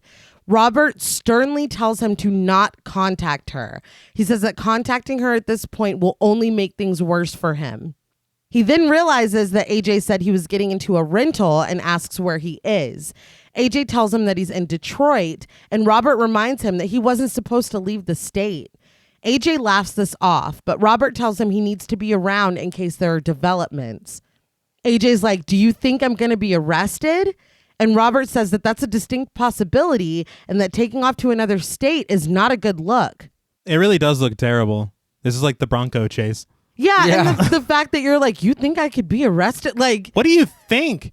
Like, yeah, no shit. I swear to God. Zach Cregger had said that in the first act, we're following a woman who has hyper self-awareness. Mm-hmm. I mean, aware of everything. We watched her now we're following a man who has none. Yeah. Like, this dude cannot see himself. He doesn't, I mean, it only gets worse. I cannot stress that enough. Oh, yeah. AJ says that unless Robert is going to represent him for free, he needs money. He's not in Detroit to run away or take a vacation. He's liquidating. He starts his car and drives off. With his hat on, AJ arrives at a real estate office. He tells the property management assistant behind the counter, played by Davina Vasileva, that he's an owner and needs his keys. When asked, he gives his name. The assistant says that Bonnie told her that he'd be coming by and confirms with him the address, 476 Barbary. There we have it. So we're like, oh, okay. I'm like, oh, so you own the house with the hidden basement room? Yes. Great. I'm like, fuck. That no. tracks. Yeah. Yeah. I will say the second that they said Michigan in the other office, I was like, oh, wait a minute. Hold on. Yeah. Did you catch there was like, it's barely, but it was a stair hole shot. We'll count it. Yeah, well, it was on the line, but we'll. We immediately cut to the inside of Tessa's vehicle. We look through her windshield, past the snake hanging from the mirror as a vehicle backs up and parks in front of hers. Cregger said in an interview that snake ornament, I guess you call it. Sure. That was the only thing that he wanted to take from the production whenever they wrapped, and somebody else took it. That sucks. I thought it was interesting because the part of Ricky Tikki Tavi that he's singing is saying that when he was younger, he thought there were organizations to kill the snakes, but when he got a little older, he learned he had to kill them himself. I.e. the government. The school. I thought that was really interesting. And then the snake, being like a visual representation on top of him arriving. I was like, I don't feel like that is such a random ass song. I don't feel like y'all used it for no reason. Oh no, it wasn't just for fun. But it was fun. It was very fun. But yeah, that actually makes a lot of sense. Yeah. AJ gets out of the rental with his bags, looking suspiciously at Tessa's vehicle. He looks inside the window, but it's empty inside, and he walks up to the front door. I'm loving the blue hues of dusk. That was hard to say. Blue hues. But the way they beam through the window, it's just very nice. Yeah. Yeah. He lets himself in with the keys, but when he turns the lights on, he sees the door to the basement is still open with the dining room chair holding it that way. He angrily closes the door and puts the chair back. I would have had a bigger reaction. Yeah. Yeah. That's kind of frightening. Yeah. As he pees in the bathroom, he sees Keith's toiletry bag still on the sink. He looks into the bedroom where Tessa's bags still are. He also saw the toothbrush on the floor. He did. Yeah. He did. He calls out hello, but no one answers him. He calls Bonnie and asks if someone is staying in the house. She says she doesn't think so, but he says that people clearly are. Bonnie says that it's been a couple weeks since they rented the house, but AJ wants to know when. I was like, a couple weeks? Yeah, that caught me off guard. Yeah. He wonders if he has squatters and is in disbelief that no one has come by, not even a maid to clean up. Bonnie says that the maids don't come until before new renters show up. If no one rents, then no one comes. AJ asks what happens if someone trashed the place before they left then. How would he know?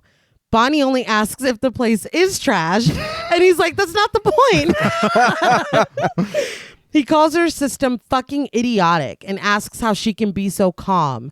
Bonnie promptly ends the call, telling him to have a nice day. I was like, yes, Bonnie. Dude. Yeah, fuck you, dude.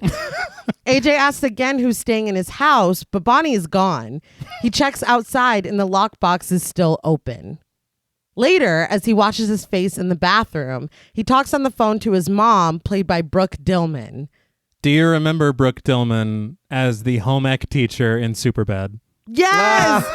I was not sure of who Zach Cregger was, but when I saw her on the thing when I was writing the script, I was like, this dude has to be from comedy. Like, I knew the people that he's working with. You come from a comedic. There's no way you don't. Right. And I was right. Yes, you were. But she says that she can't hear him over the water, and he turns it off, annoyed, asking if she's happy now. I'm like, dude, Jesus, man. It's your mom. She tells him that she's not happy at all and asks what he wants them to say when people are asking them questions. He tells her to say that she's a lying fucking bitch, referring to the victim. Yeah. But his mother asks him to not talk that way because it's not nice. He says that ruining his career isn't nice either, so he's allowed to call her a fucking bitch. His mom says that she knows that he would never do what he's accused of, and she says that it's only a 4-hour flight for him to come home and that she and his father want to see him. AJ asks if his dad actually said that he wants to see him, but his mother's like, oh, you know how your father is. He's just upset. And home is Detroit. Yeah. So he's here. Oh, I wasn't even thinking, wow, what a dick, dude. Yeah. You're right. Instead, he's going to stay in this haunted Airbnb. Wow. Yeah. But he says that he's getting an important work call and hangs up on his mother as she's saying that she loves him. He answers the phone, playfully calling his friend on the other end the F slur and saying that he's back in town. I was like, my what jaw the fucking fuck? dropped. Yeah. I was in disbelief. Seeing Justin Long do all of this, it's weird for the brain to... Yeah. Yeah, you can't even comprehend it. Yeah. We cut to AJ at the bar with his friend Everett, played by Zach Cregger. Yeah. Everett says that he read the story and that he and AJ are old friends, so he just wants to know from him what happened.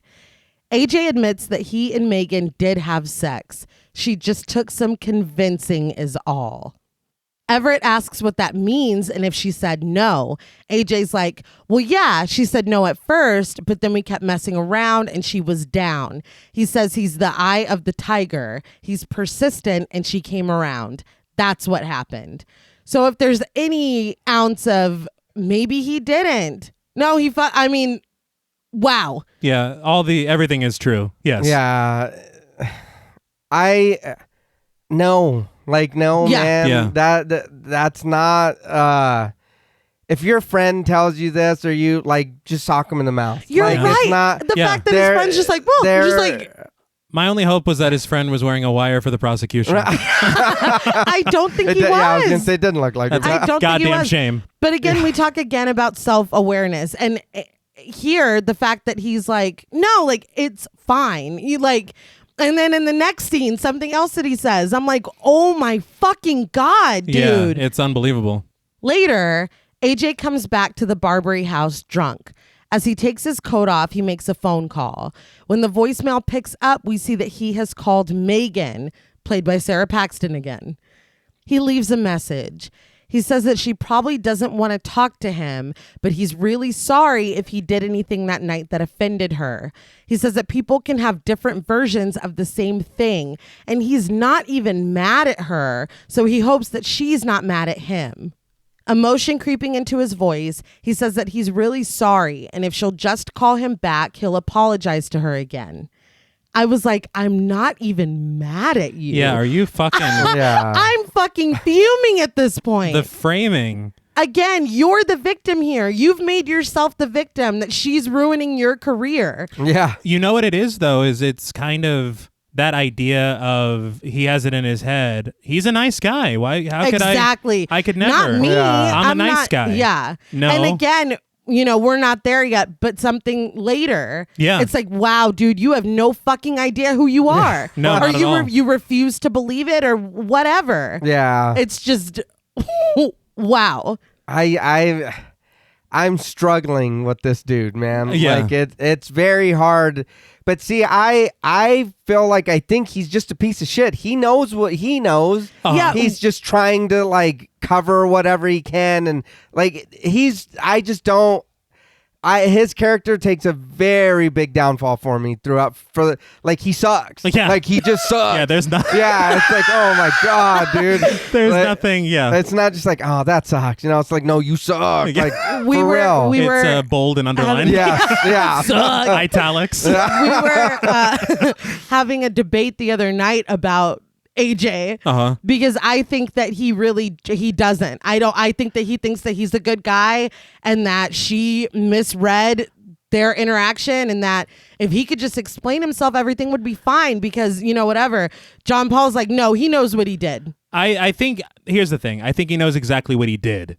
I think the distinction is in his mind is that him thinking that he is a nice guy, he would never do something like that. And if he did do something like that, there's plenty of excuses why he did something like that. Right. And that's kind of the path you see him going down. Yeah. Right. Is he can't admit to himself that he's a piece of shit. Right. He is a piece of shit. No, yeah. Absolutely. And he knows he's a piece of shit, but he can't tell himself that. And so he's telling his mom that story. He's telling his lawyer this story. He's telling this friend this story.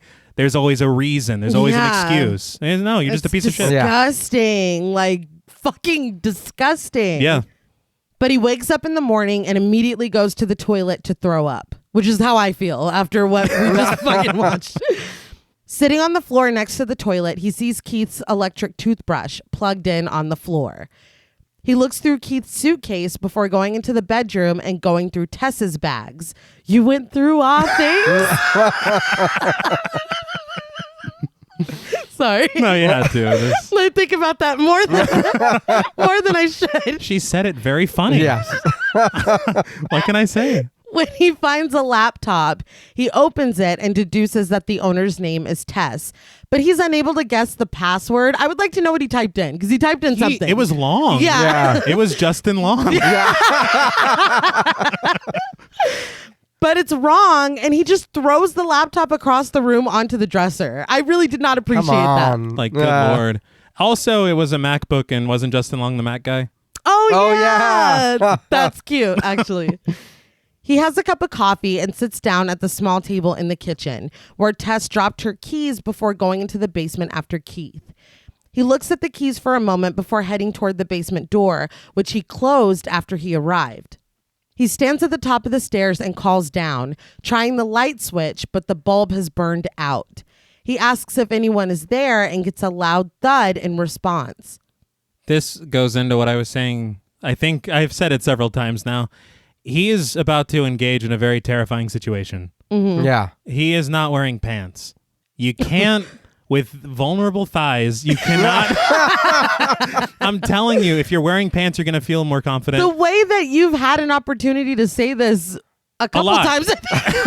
Because when I saw he wasn't wearing pants, I'm like, dude, put some pants on before you, like, don't go down there without putting pants on. That's day one.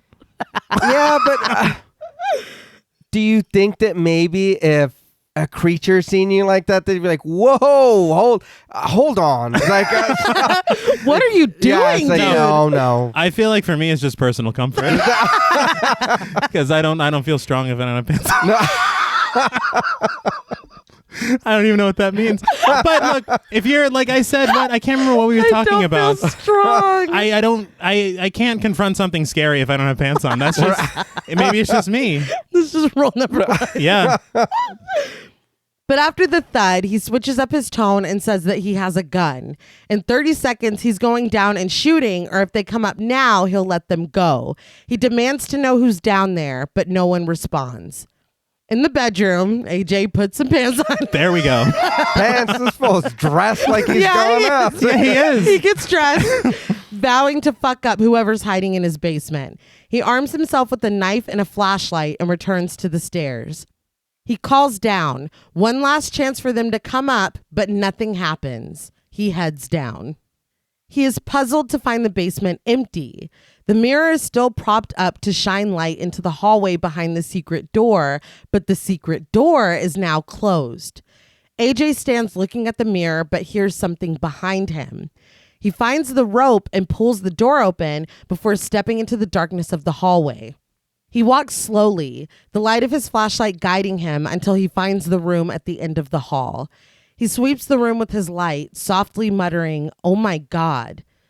But we cut to AJ back upstairs, Googling if a downstairs room can be added to the square footage of a house when selling a home. Justin Long's performance during the scene, weighing, he gets some bad news at first. Yeah. When the first answer is a flat out no, AJ keeps reading. He finds a source that claims it can't be added to the square footage, but it can be listed in the total area of the house. This is enough for them. He proclaims, "Yeah, bitch." Jesse Pinkman. Yeah. How do you find that room? And that's your first thought. That's him. Yeah. And again, That's it only the gets awareness. worse. Yeah, again. There's nothing good that happened in this room. No. This looks like, I mean, we're watching a movie, but if you're in the movie, it looks like something out of a movie. It looks like the worst thing. Mm-hmm. And he's like, I bet I could fucking make some money off of this. Like that's where you're at. Yeah.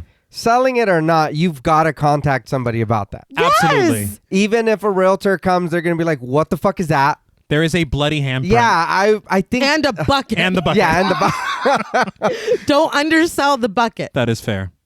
Back in the basement, AJ replaces the burned out bulb. He sticks the knife into his belt and begins to measure the length of the hallway with a tape measure. In the creepy ass room, AJ takes the measurements, even pushing the bed out of the way without a second thought until he reacts with disgust when he accidentally sits down on it. Unbelievable. Yeah. He steps back into the hallway, working out the math of the measurements, but stops when he accidentally backs up into that door leading deeper down below the house. He pushes the door open slowly, and when the horrifying stairs are revealed, AJ just starts to measure those too. Awareness. Yeah. I'm like, This is a cavern. Yeah. But we're just going to try to make some money. yeah, of course. Yeah. He laughs to himself as he pulls the tape measure down the stairs and reacts in awe at the tunnels underneath. He calls out, asking if anyone is here, but he doesn't get an answer. I'm like, did you forget all the shit that you saw upstairs of people clearly staying here? Yeah. Like, are you that blinded by maybe making a little bit of extra money because there's tunnels under your... Yeah. Like, what the fuck? The answer is yes. Yeah. Yeah. He yeah. saw the tunnels and he's like, jackpot. Yeah. So Cha-ching, let's, yeah. He pauses, asking what all this is when he reaches the cages, but he just keeps measuring. He goes deeper and deeper into the tunnel before he sees that there's a light on. He calls out hello, but again gets no response, so he goes toward the light. Cregger said that the highest amount of disbelief came with the length of the tape measurer. And I would agree. He's like, That's fair. AJ stands in the doorway of a new room. There's a bed, but the floor is covered with blankets. On the TV, an instructional breastfeeding video, narrated by Sarah Paxton again, plays. A woman happily breastfeeds her baby, as the narrator says to let the baby decide how long they want to nurse, and that it's important for this to be a relaxing process for both parties. AJ is disgusted by what he sees. yeah, I just can't with this guy. But that speaks to him as a character with everything you've seen so far. This is the first reaction. Yeah. That the room, no. This cavern, no. Breastfeeding. Ew. Yeah, it's like, dude, oh my God. what the hell? Yeah. Suddenly, the tape measure in his hand begins to rattle and he loses his grip on it. He drops it and it disappears into the darkness of the hallway, back the way he came. He holds out his flashlight in front of him and grabs his knife, but his hands are shaking so badly that he drops it. He picks it back up and holds both the knife and the flashlight out. It looks like a video game. Yeah. But whatever it is with the lens, his arms look really thin. Yeah. Yeah. It's like the tiniest arms. It looks hilarious. It's like we had a child stand in. But the way that the tape measure snaps back and the camera angles and the movement, that's Sam Raimi. Yeah. 100%. Yeah. But there are no sounds or movement in the dark hallway. Terrified, AJ runs the other way until his flashlight goes out. He hits it, causing it to come back on in flickering spurts. In these, AJ sees the mother coming down the hallway at him. The flashlight comes back on for good while she is right in his face. AJ turns and runs, blindly falling into a hole in the ground. He inspects himself with the flashlight to see that he dropped the knife next to him, but not before cutting his arm. He looks up and a metal covering closes over the hole that he fell through. He starts to panic, but out of the darkness, Tess leans toward him, shushing him urgently. I gasped. She's alive! Yeah. I was so glad that she didn't suffer Keith's fate. Yes. But I will say, as he's running away from the mother, those claustrophobic shots really got to me. Yeah. And then being tossed in this hole, it's like, this is like, okay, no, we're back to a horror film. Because him measuring the fucking house, I'm like, oh, it's a horror comedy now. Yeah. But then, I was like, oh, this is House. Yeah. And then we get this, and then Tess is alive, and it's like, man, everything's coming together. Yeah. But again, we're in this high tension moment. Mm-hmm. And then it cuts to black. And suddenly we see the exterior of the 476 Barbary home at a different time. The grass is very lush and green. The paint on the house is new and fresh.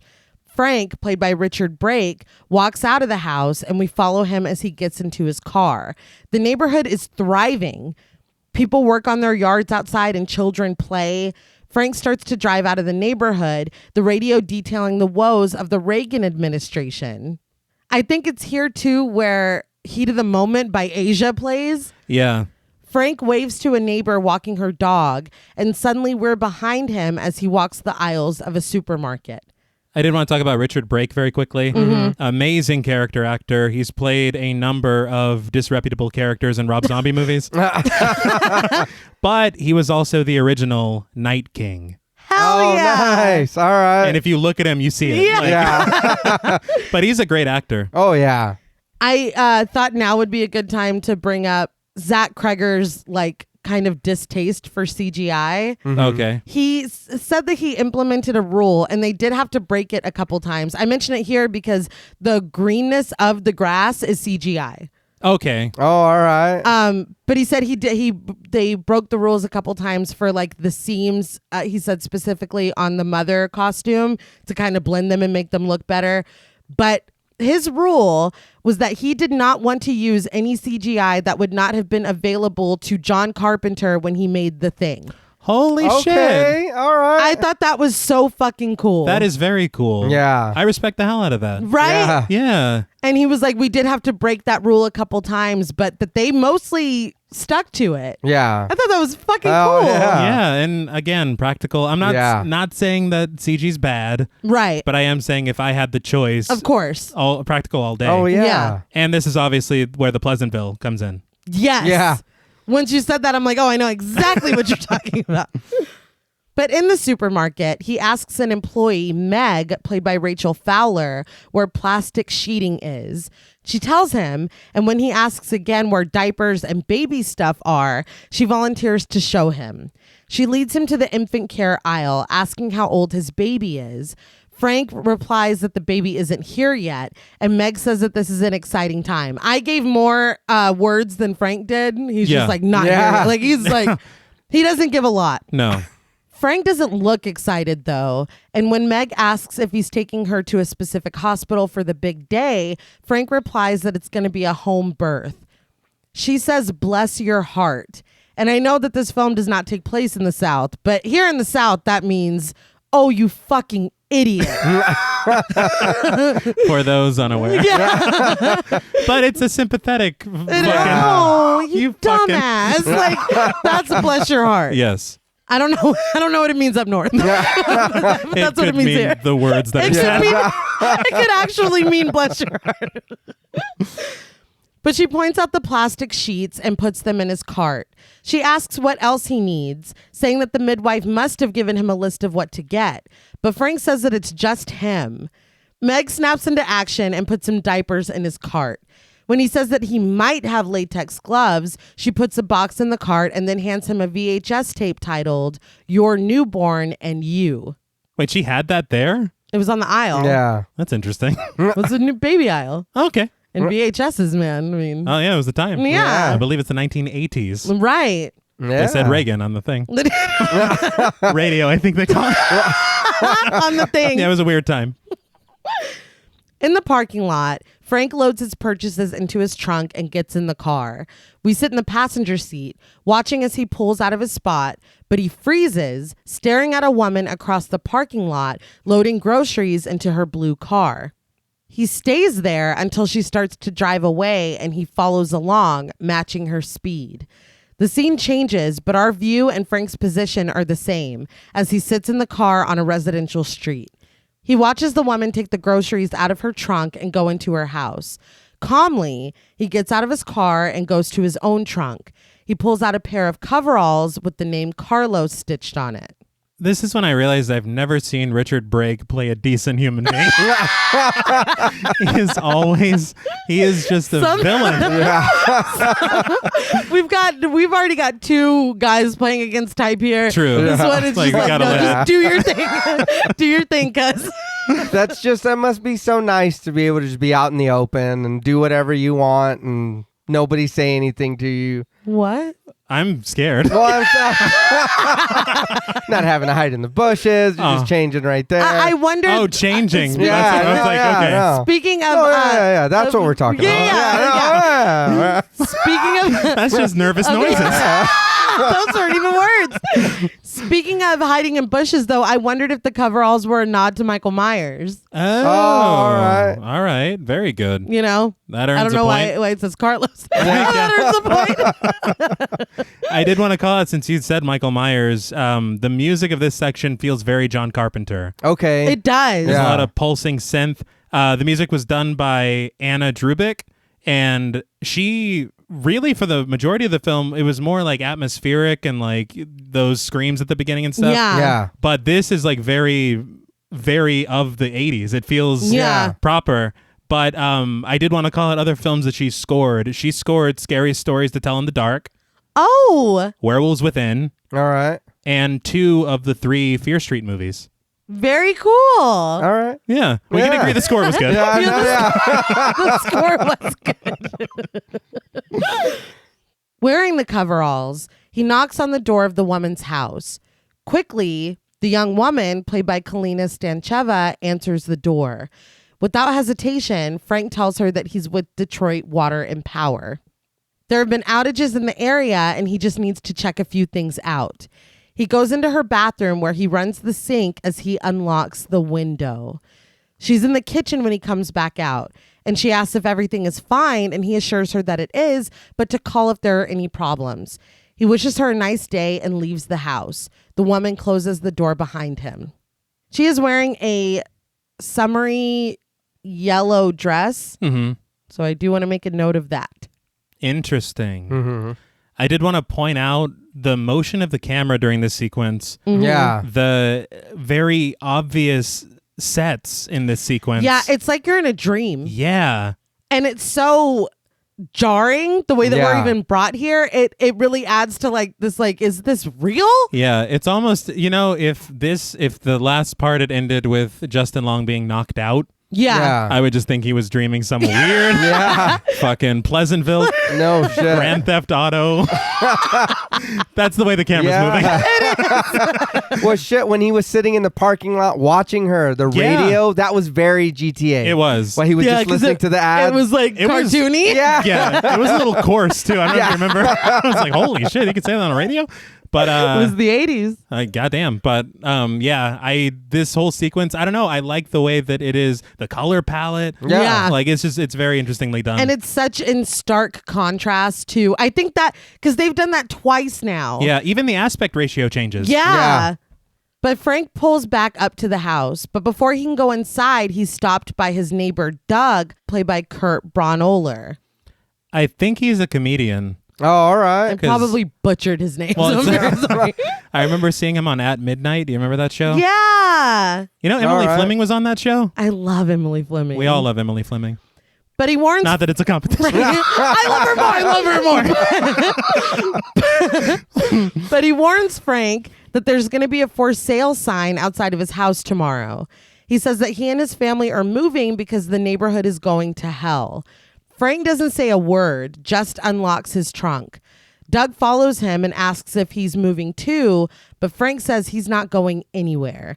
Doug should be asking why he's wearing coveralls that say Carlos on them, Yeah. but Yeah. he's not. More lack of awareness. Right. Yeah. Frank goes inside and carries his groceries down the hall. He slowly opens the door to the basement, and while it's open, we hear a woman's distant screams. So I appreciated their restraint on that portion. Yeah. Because they're kind of saying it all without saying it all. Yeah. And I appreciated that, especially after what we're dealing with fucking AJ. Yes. Yeah. Yeah. I was like, hold some shit back, please. I did like the way this was all done, but at the end of it, I was just like, what the fuck? What was that? It was his dream. Yeah. Exactly. AJ's dream. Yeah. Back in present day, Tess ties a cloth around AJ's wounded arm. She asks if anyone knows that he's here. He absently tells her no in his panic, but keeps asking where they are. He yells, but Tess keeps her voice low. She tells him that it's very important to stay calm and to not freak out around her. He says that he doesn't want to be here, but she snaps at him, asking if he thinks she wants to fucking be here. I don't want to be in here. Yeah. Yeah, me No neither. shit. Not only that, I'm sorry, but if I find myself in that, there's no help. Oh, yeah. I don't need to scream.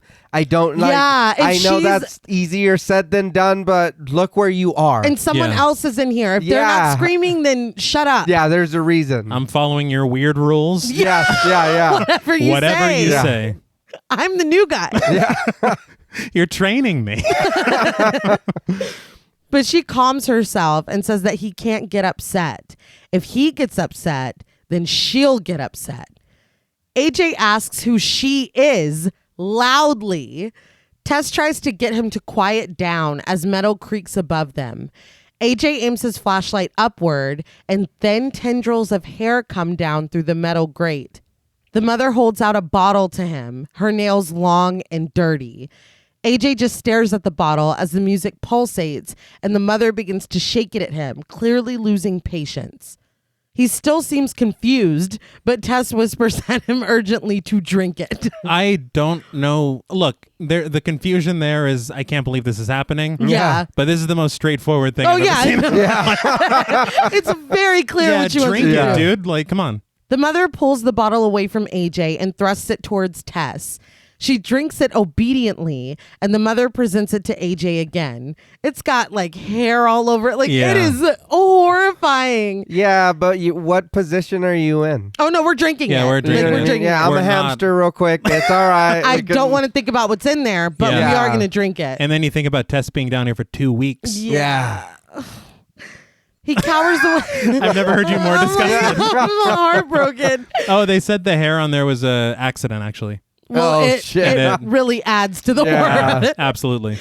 He cowers away from the bottle as she shakes it, dripping liquid onto his face. He shrinks away from her, and Tess tells him to get up and drink. The mother jerks the bottle back up, banging it on the metal grate. There's silence for a moment as AJ looks up with the flashlight. He shakes with fear, though, as the grate opens and the mother jumps down with them. She looks over at Tess, who doesn't make a sound, and cradles her, holding her to her chest.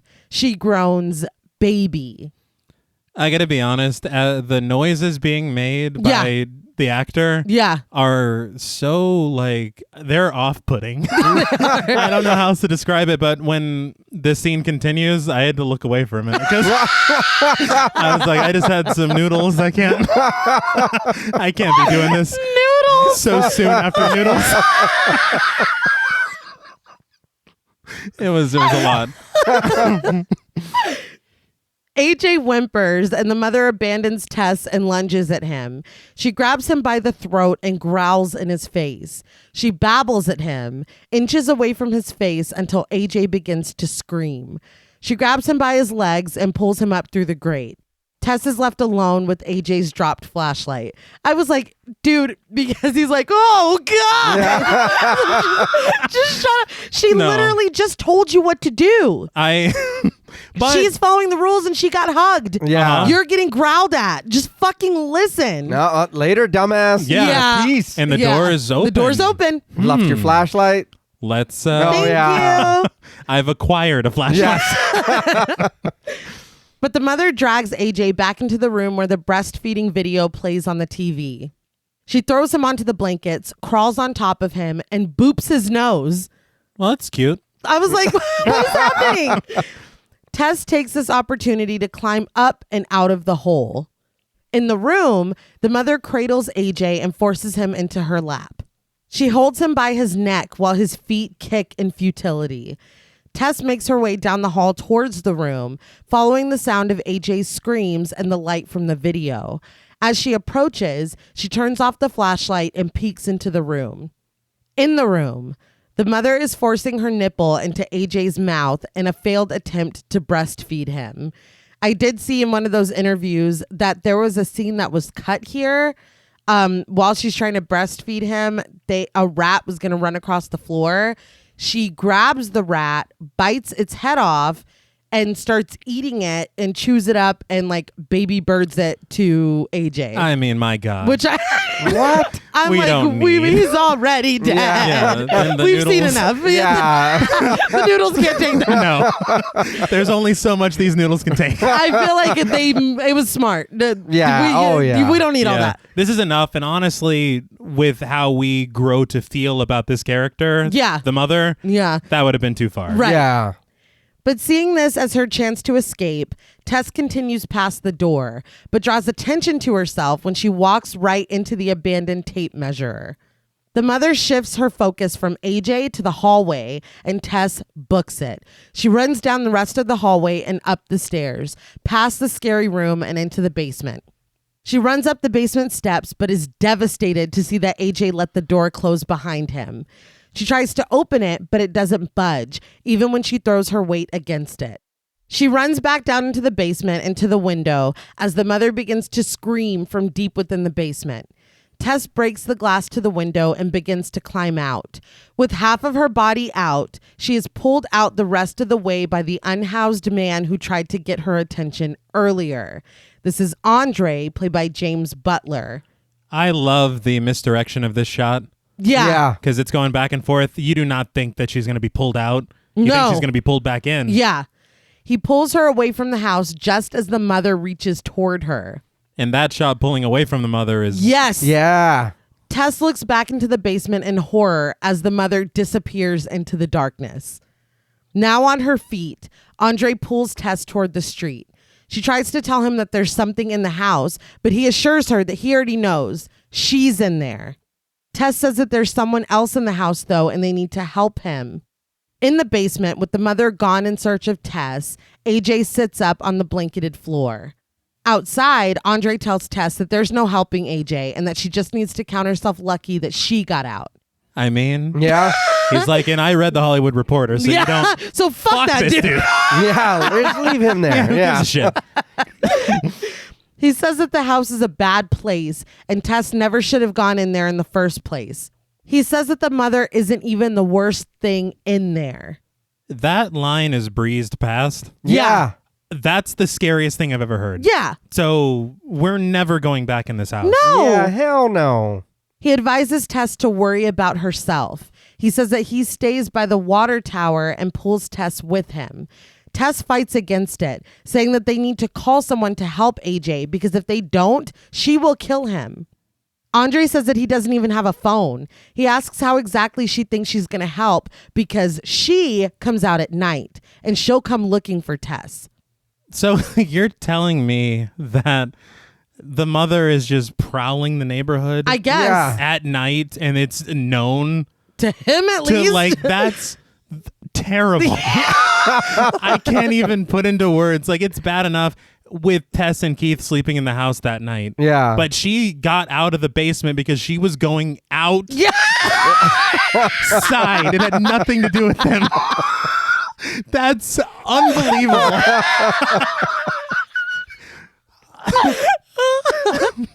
That's wild. Yes. He says that she needs to get going before that and not come back. He warns her not to be around when it gets dark. Using his phone for light, AJ travels down the hallways of the basement. He sees a bell mounted on the wall with a long line attached to it, and he follows the line. Tess, dirty, battered, and bleeding from the broken window, walks down the street alone. Suspenseful music mounts as she passes the abandoned and even burned out houses. AJ continues to scream down the hallway until he hears someone scream. He freezes, focusing his light behind him with the shaking hand, but when he doesn't see anything, he takes off running. The line attached to the bell disappears into a closed door at the end of the hall. AJ takes a last look behind him as the mother growls in the distance. There is nothing but darkness in the hallway, but finally, the mother comes into view. She moves slowly and then completely stops, her body just a little more than a suggestion in the darkness. She hesitates before backing up and disappearing again. AJ turns the handle of the door and lets himself into a room. The fact that the mother seems scared to be going down here. Yeah. I'm not fucking going in there. No, once again, lack of awareness. Yeah. Yes. Because she was scared. that's the dead giveaway. Yeah. This is what's worse. Yes. Tess walks until she finds a gas station. She eagerly asks the attendant, played by Julian Stanishkov, if he has a phone. AJ tramples through a filthy floor full of discarded trash. There's a TV on, shining nothing but a blue light into the room. It's like, damn, dude, you live like this? Yeah. God damn. Yeah. It's a little dirty. Yeah. Recycling's Thursday. Just don't know if you knew that.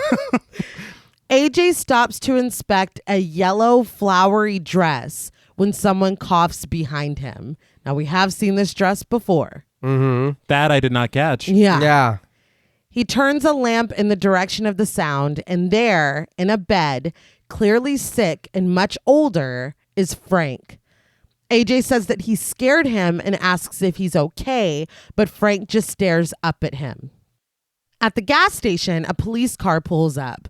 Tess is overjoyed to see them and runs over to the window, resting her hands on the car and trying to explain the situation. Officer number 1, played by Derek Morse, interrupts her to tell her to take her hands off of the car. At that point, I was like, there's not going to be any help. Yeah. No. Oh, yeah. This is not going to work. Officer number 2, played by Trevor Van Uden, just sits beside him silently. Officer number 1 asks if she's the one that called, and Tess says yes. She tells him that she's been held prisoner in a house for she doesn't even know how long. But when the radio goes off, the officer holds up a hand to silence her. He responds to the call, telling dispatch to give him 10 minutes. I'm like, this is going to take longer than that. Yeah. Do not care. No. He asks if she has an ID, but she says no, reiterating that she just told him she's been held prisoner. All he's heard is that she doesn't have an ID, and Tess says that she doesn't have anything. She says that she's not an addict, nor is she crazy. She's escaped from being held prisoner, and there's a man that's still in serious danger. I don't understand. Like, why wouldn't they believe her? She doesn't sound like she's lying. I mean, I think the only thing I can think of is where they are. And if you think of, everything you hear, response times. Yeah. They're like, I don't give a fuck. Well, even when she had called, the dispatcher was like, we don't have, like, exactly. We don't give a fuck. So basically. it's kind of speaking to that, I think. All right. With the commentary. I'm like, what the fuck? It's so frustrating. Yeah.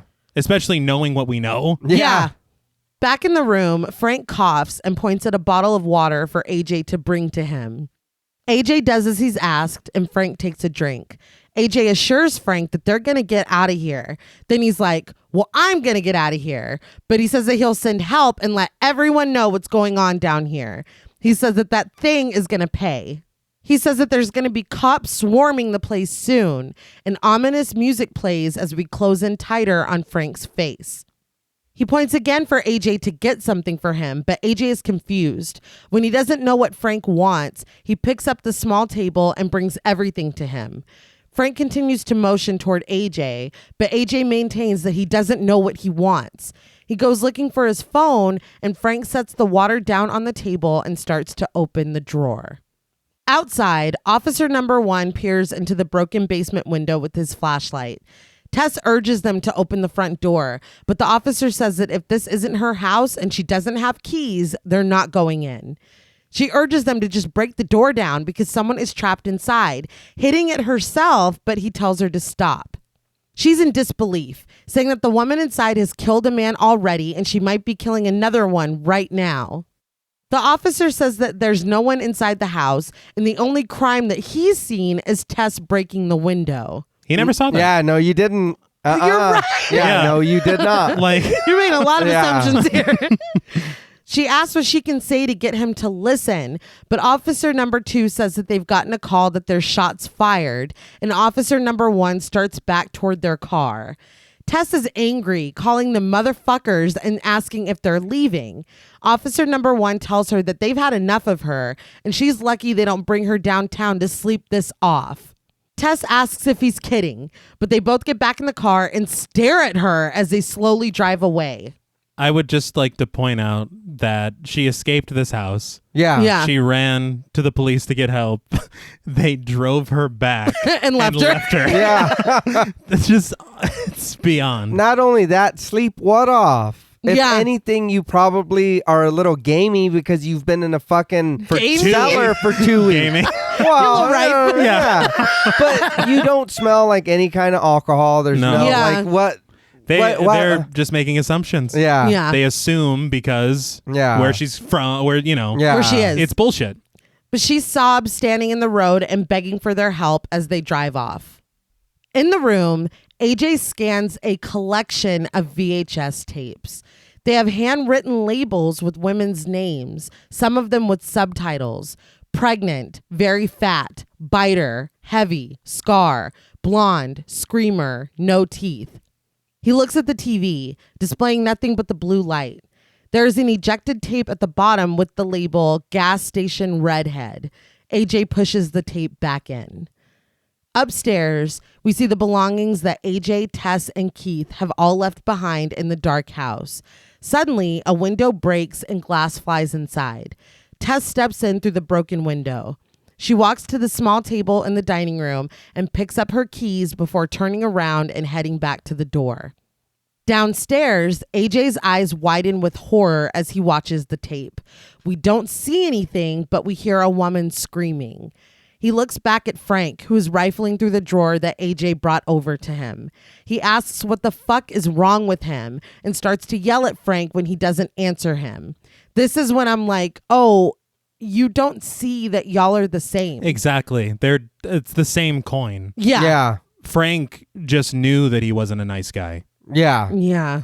And I feel like that's the commentary that's attempted here. Yeah. Is him staring at basically the monster that he Himself. is. It's in him. Yeah. Frank has found what he's looking for in the drawer, though, and pulls out a gun. He turns toward AJ, who raises his hands. Tess gets in her car outside. She starts it and sits, staring through the windshield mournfully. In the room, Frank presses the gun to his own temple, and AJ screams in protest as we hear the gun go off and see a flash of light. This confused me a little the first time I watched it, because I was like, is it because like you've been found out? But I'm like, no, he fucking said the cops are going to be swarming. Yeah. It's all self-preservation. There was no remorse. There was no, you're saving your own ass because you're about to get fucking caught for what you've done this whole time. Mm-hmm. I was like, oh my God. Like, Outside, Tess backs up and faces the house with her vehicle. The mother bursts out of the front door, screaming and running toward her. Tess drives forward, hitting the mother and pinning her against the house. She tries to reverse again, but her car stalls. The mother slams her fist onto the windshield, shattering it. She screams before calming down and growing still, staring at Tess. I didn't expect the mother to jump out like that. Yeah. But she's like, showtime. But Andre was right. And she's like waiting for the sun to go down like a vampire. Like, she's like 5 more minutes. Like, unbelievable. I did like this though. Yes. Her hitting her with the car. Like I was like, okay, you knew. Yeah. Like you said, he told you. Well, she listens. Yeah. She's like, okay, here it is. Back to come out, motherfucker. Her being a smart protagonist. Yeah. Yeah. Well, because I was mad when she broke the window and I was like, this bitch is not going back down in this fucking basement. Yeah. Mm-hmm. She's like, no, I'm getting my keys and I'm fucking waiting in my car. Yes. It's like, all right. But Tess stares at her horrified before getting out of her car. The shot, the way it lingers on the mother. Yeah. You start to understand and you begin to feel sympathy. Yeah. Yes. And it's another shift you didn't expect. Yeah. Right. That's the thing is, I think Zach Cregger said she's the most sympathetic character in the film. And she really is. Yeah. Because, again, even looking at her actions, what does she know? Mm-hmm. She knows the horrific violence from Frank. Mm-hmm. And she knows that breastfeeding video of this like perfect motherly love. That's Yeah. all she knows. And so everything is motivated by the dichotomy of those two things. Mm-hmm. It's really, I mean, so fucking sad. It Yeah. is. It's you weren't expecting it. No. Yeah. But in the room, Frank lies dead on his bed with the gun next to him. The door opens and AJ is wielding the gun now, holding it out in front of him and still using the flashlight on his phone. He starts back down the hall. Tess is back in the house now, which I will excuse because the mother is dealt with. Yes. She's dealt with the mother. All right. Yeah, because I was like, what the fuck are you? Okay, it's okay, it's okay, it's okay. She drags the dining room chair to prop the basement door open and heads down with the flashlight. Outside of the room with the breastfeeding video playing, Tess sees a light, but she doesn't see AJ behind it. She calmly calls out, "Hello?" and AJ shoots. The amount of curveballs that have been thrown at us in No this film, Yeah. I was like, Tess is dead? Like- I was like, are you fucking kidding me? After all the Yes. I was pretty annoyed. Yeah. I was like, you can see her. He has a flashlight. You have the flashlight. my Yeah. God, You I can didn't see her. Does that look like a 7 foot tall? Yeah. Like, really? What the fuck? I'm not gonna lie, that did not even occur to me. I'm thinking she can't see him because of the light, but he's No, yeah. he's He shining can the see light on her. Yeah. At her. Yeah. Oh my God. Jesus. It's even more frustrating. Yeah. I can't believe that didn't even occur to me. Like I said, just worse. And where I'm like, Yes. oh my God, dude. Every single thing. It's really unbelievable. Tess goes down, staring at the video in the room next to her as AJ apologizes and tries to tend to her. He lifts her up and she screams as he apologizes profusely. He helps her outside and laments that her car is fucked. Tess immediately realizes that the mother is no longer on the hood of her car. She asks if they can use AJ's car, but he dropped the keys back in the tunnel and he refuses to go back there. He asks where they can go now, but Tess says that she knows. He helps her down the street and she assures him that she thinks they're close as they pass a water tower. He asks what this place is and she says that he'll be here somewhere. As if on cue, Andre appears from behind a fence and asks them to be quiet. There is a very short shot of the water tower from the ground level, pointed up at the top, and it is a very smart bit of foreshadowing. All right. And I caught it the second time, but I Very was like, good. All right. All right. But Andre lifts a broken piece of the fence and they climb through and follow him inside. They inspect the gunshot wound in Tess's stomach, but Andre can't offer them any clean bandages when asked. He muses that he can't believe that she let them get this far, and AJ asks what she is. We have some really fucking great lines here from Andre. yes. He says that she's just a crazy lady living in that house, and she's been there some 40 years. He says that she was born in that house. AJ says that he owns the house and no one lives there, but Andre tells him he may own the paper, but that's her daddy's house. He says that neither of them have left there. He says that her dad used to bring women down there and he started having babies with them. Then he started having babies with the babies. And when you make a copy of a copy of a copy, you end up with something like that. I am speechless. There's nothing Yeah. to say. Tess and AJ stare at him in horror. He says that she got Tess real good, indicating her wound, but AJ takes responsibility for it. Tess excuses it as an accident, but AJ is adamant that they need to get her help. He asks where they can go, but Andre says they just need to stay here and wait. AJ says he can't do that because this is his fault. He hurt someone and that matters. He begins to cry, but he pulls himself together. I'm like, okay, it is wild and bold of Zach Cregger to be giving this character a redemption arc.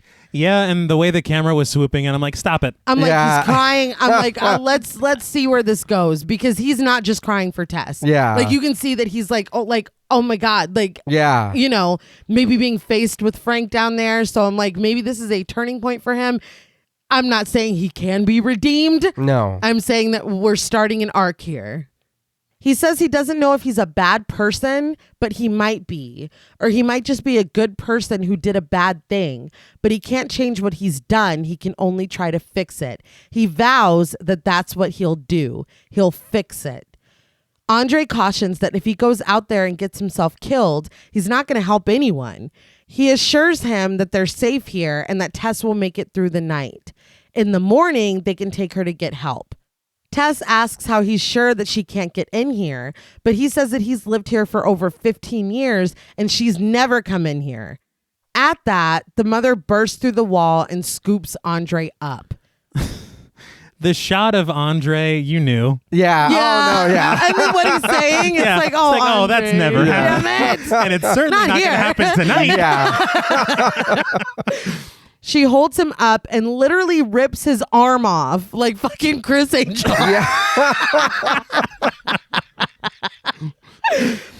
Tess screams and AJ books it the fuck out of there. Yeah, right away. Immediately. You just gave a speech, dude. Yes. 2 seconds Yeah. ago. So if y'all believed me about the redemption arc, just playing. We did the party streamers or whatever.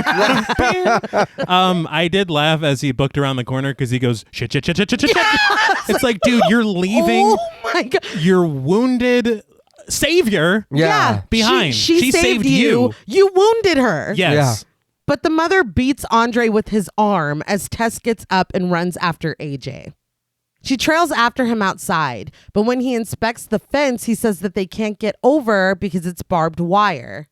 The mother screams from inside the building and AJ runs up the stairs of the water tower. Tess struggles to keep up with him, slowed by her fucking gunshot wound that he gave her. She begs AJ to wait for her, but he fucking flies up the stairs. He looks over and sees the mother climbing up behind Tess. Tess calls up to him to use his gun, and as if remembering that he had it in the first place, AJ takes it out. He fumbles with it for seemingly forever before dropping it down. It bounces off the stairs as the mother continues to advance. I'm like, everything you do. Yeah. You can't get right. No. Like, this is fucking insane. It was a little cartoon. It was. It's like, whoa. He juggles it for like 5 minutes. It's too much. Tess finally joins AJ at the top as he realizes that there's nowhere to go. He says that if she wants them, then she's going to get them and she's never going to stop. He looks at Tess. I don't know why it made me laugh that he's forecasting her future. She's going to get us and she's never going to stop. That was very funny. Yes. He's spiraling. Yes, he is. And I get it, but goddamn. Come on, dude. He looks at Tess and suddenly realizes that he can get away, but he needs Tess to slow her down. He grabs her hair and calls out to the mother as Tess begs him not to. He says, "Come get your baby," before throwing Tess off of the water tower. I don't even know how many times my jaw dropped in this movie, but this was another one. It's become, we can't even count this high. Yeah. You're a cartoon villain now. Yes. Yeah. He was twirling his mustache. I couldn't believe what I was seeing. She falls in slow motion, looking up at the top of the water tower, and before long, the mother comes soaring down after her. Alone now at the top, AJ looks over the side. Tess lays on top of the mother who broke her fall, and blood pools behind the mother's head. So this was the one shot that Jordan Peele asked him to change, Cregger. What was it? There is a shot of the mother in midair capturing Tess. Like Spider-Man? Yes. And then falling no. behind her. You remember in The Dark Knight where the Joker just throws Rachel out the window and Batman's like, oh shit, I got it. And somehow with superhero gravity, he fucking breaks her fall. Yeah. They do smash into a car. And nobody talks about that. But Yeah, we don't need that. No, No, Jordan Peele was right. yeah, he's like, we can go We ahead didn't and need to see that. no. Her coming down like that. No, she's a superhero. Like an Olympic diver was enough, I think. But AJ closes his eyes and breathes a sigh of relief before climbing down the stairs and through the hole in the fence. He finds the gun on the sidewalk and picks it up before standing over the bodies of Tess and the mother. Tess comes to and he immediately apologizes, saying that he had no choice. He says that she was going to kill both of them, so he panicked and he had no time to think. Really, he didn't even let go of her. Tess just slipped. There was nothing he could do. Again, rationalizing. I was No. like my face was probably like cartoon red. I was so fucking mad. But see, that's the thing. You did have time. You thought it over in your head. And so again, I still think you're just a piece of shit. You know what you're doing. And then when you get caught, you try to make an excuse for it. You know that you're no good, dude. Right? You fucking had a choice and you fucking launched her. I will say, I gotta save. He did. No, he did. It's just the verb Gotta was funny. save. What? No. You don't. She had a choice. She didn't. And even I said to leave y'all the fuck down there. Yeah. She went down there and saved you, dude. Even I said. Fuck you. Stay down there. I'll send help. Yes. That's fine. I think the only reason that I think that it's his own denial, he's like, he did it, Yeah. but I can't have done that. I'm AJ. You know, it's like AJ wouldn't do something like that, but you did, AJ. Yeah, you're you a did. piece of shit. You're Yeah. garbage. But he tells her that he's saving her and that she'll be okay. As AJ lifts up Tess, the mother sits up and grabs a hold of AJ's throat. She lifts him off the ground before plunging her thumbs into both of his eyes and ripping his head in two. Justin Long cannot get a break on his eyes. No, He can't fucking get a break. but this is another rest in piss. Yeah. Rest in peace. Never been fucking happier. So glad. Can we bring Keith back to life? Yes, please. She tosses him aside like the trash that he is. She goes over to Tess and frets over her gunshot wound. She babbles at her, trying to cradle her. But when Tess tries to let her, the pain is too much. She grabs the gun that AJ dropped, and the mother points back toward the house, but AJ whispers to her that she can't go back. The mother tries to pick her up, but Tess yelps in pain. She presses the gun into the mother's cheek. The mother stares at her, gently saying, "Baby." She presses her fingers to her lips in a kiss before pressing the kiss onto Tess's forehead. Tess pulls the trigger. It cuts to black and the credits play in snippets as Be My Baby by the Ronettes plays. Between the credits, we see Tess sit up. She limps down the street away from the water tower. I just want to say the song choice is perfect. Yes. There is something, and this is just me personally, there is something about Be My Baby by the Ronettes. Every time I hear it, it gives me goosebumps. And I don't know why. There's some frequency in my brain, and if you catch me on the wrong day, my eyes might well up. There's something, I don't know if it's the desperation of the vocal, the relation I have to the song. I don't know what's going on. But even the second time I watched it, I was like, I watched it last night. I'm probably not going to get it. I did. Did that help it or hurt it for you? Oh, it helped in a weird way. But yeah, I was like, what is going on? Yeah. But the credits roll, and I have to ask, what did you guys think of Barbarian? Great song. Yes. I love the song. I'm not gonna lie. I see how it works here, but it also kind of feels a little comedic. You know what I mean? So I was kind of like, is that really what are we going for here? It was a little bit of both. You know, but I will say it's a little on the nose, but Yeah. I like it. Well, No, I it's was good. I was too busy crying apparently to even pay attention. So No, I really enjoy this movie. I think the only thing I will say, like I said, I did knock off the point for him just screaming. Andre, yeah. But the thing that I wrestled with was like, obviously the characters are all great. Tess is great. Keith, we love Keith. But AJ's, I think that He's shaking both fists. I think the thing is like, we do like these characters, and when you feel something for the characters, you know that the movie did a good job. Yeah. You're invested. You hate these characters. Oh, well, they did a good job. But did you do a little too much to make me just hate him to where he almost ruins the movie for me? oh wow. Like, it's like, come on. There's nothing redeeming about him. There's not. There's nothing, like, he's just a piece of shit to be a piece of shit. And I get if there's some kind of commentary behind it. Still, the guy's like, really? It's like, and then I think it has to do too, like you stated before, it it does flip you on your head because you like Justin Long. Yeah. And what the characters he plays, and this is not a typical character for him to play. But again, like I said, it is like, is it too much? Is there It's a too lot. much for It me is a to lot. just be like, man, I don't even, his character just pisses me off. Do I want to watch a movie where I'm just going to get mad now? You know what I mean? Mm-hmm.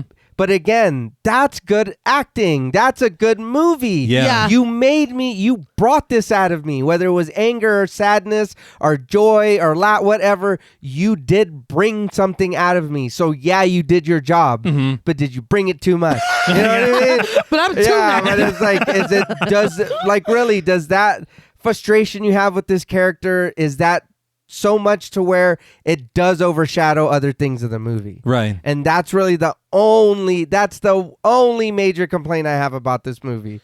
That and maybe the rewatchability. Okay. I'm not going to lie. Maybe not something you're able to watch all the time. But I mean, other than that, I really liked it. Like, I thought it was good. Everybody was great. It was something different, and I enjoyed it. I agree. I think it's a very, very well put together film. Yeah. I think that the thing with AJ is difficult because when Tess is going back to the house, it's like, I would love if you knew Oh yeah, who you're trying to save. Yeah. You would just go to the Marriott or whatever I said earlier. Yeah. And stay there and be done. And this would not even be totally a thing. justified. But Cregger had said in an interview that his idea of making AJ this character is because and they hinted at it earlier, is Tess is a woman who is finding herself in a lot of horrible situations against her will. Right. AJ is the kind of character who puts women in terrible situations against their will. Okay. And so it was meant to be like the inverse. He is the inverse of Tess. Yeah. And so it was supposed to be like I guess a mirror, so to speak, or you know what I mean? What I'm trying to say, my words aren't coming right. Yeah. But I understand the attempt. Yeah. I understand the commentary therein. But goddamn, is AJ horrible. Yeah. He's awful. Justin Long is hilarious. Yeah. And there are moments that I was laughing out loud. And then you're like, Oh, wait, Yeah. fuck you. You're not funny. I'm only laughing at Justin Long. I'm not laughing at you. You piece of shit. But so it does. I mean, it does make it a little difficult. And I will say, though, outside of that, it's a really, really good film. Yep. Totally agree with rewatchability because that what the fuck factor really played into that first watch.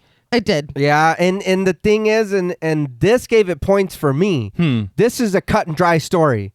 There is no, I need to whatever, or I need to do background. It's cut and dry. There's a beginning, there's a middle, and there's an ending, and that's it. Well, he's been asked if he would want to do a prequel, and he has said no. Thank you. Which, I mean, I appreciate because if you want to do a quick cash grab, you could. Yeah. Yeah. But he's like, no, that's not a story that I want to tell. Yeah. And I'm like, yes. Fantastic. Yeah. Because goddamn, if we didn't want to follow around AJ, we want to follow around Frank for a fucking prequel. no shit. No, we're like, good. I'm okay. We're good. Yeah, I love this, and I thought that I loved it the first time I watched it. I agree with the rewatchability factor, but not having that disorientation, I really was able to appreciate a lot of the nuance and a lot of the commentary that was there the first time that I was so off balance, I couldn't fucking absorb it. Yeah. I loved this. I was expecting watching it for a second time for it to not be as good to me, but it was just as good and in a different way. Okay. I think that this film is really challenging to the point where, like you guys were saying, AJ, you want him to die. It's hard when your protagonist, you don't give a fuck what happens to them. Yeah. And so the fact that this was still engaging, we're still afraid of the mother when we're in the basement. But later you realize that she's the real victim in this. Yeah. That AJ is the monster. Frank is the monster. Mm-hmm. The mother is not the monster.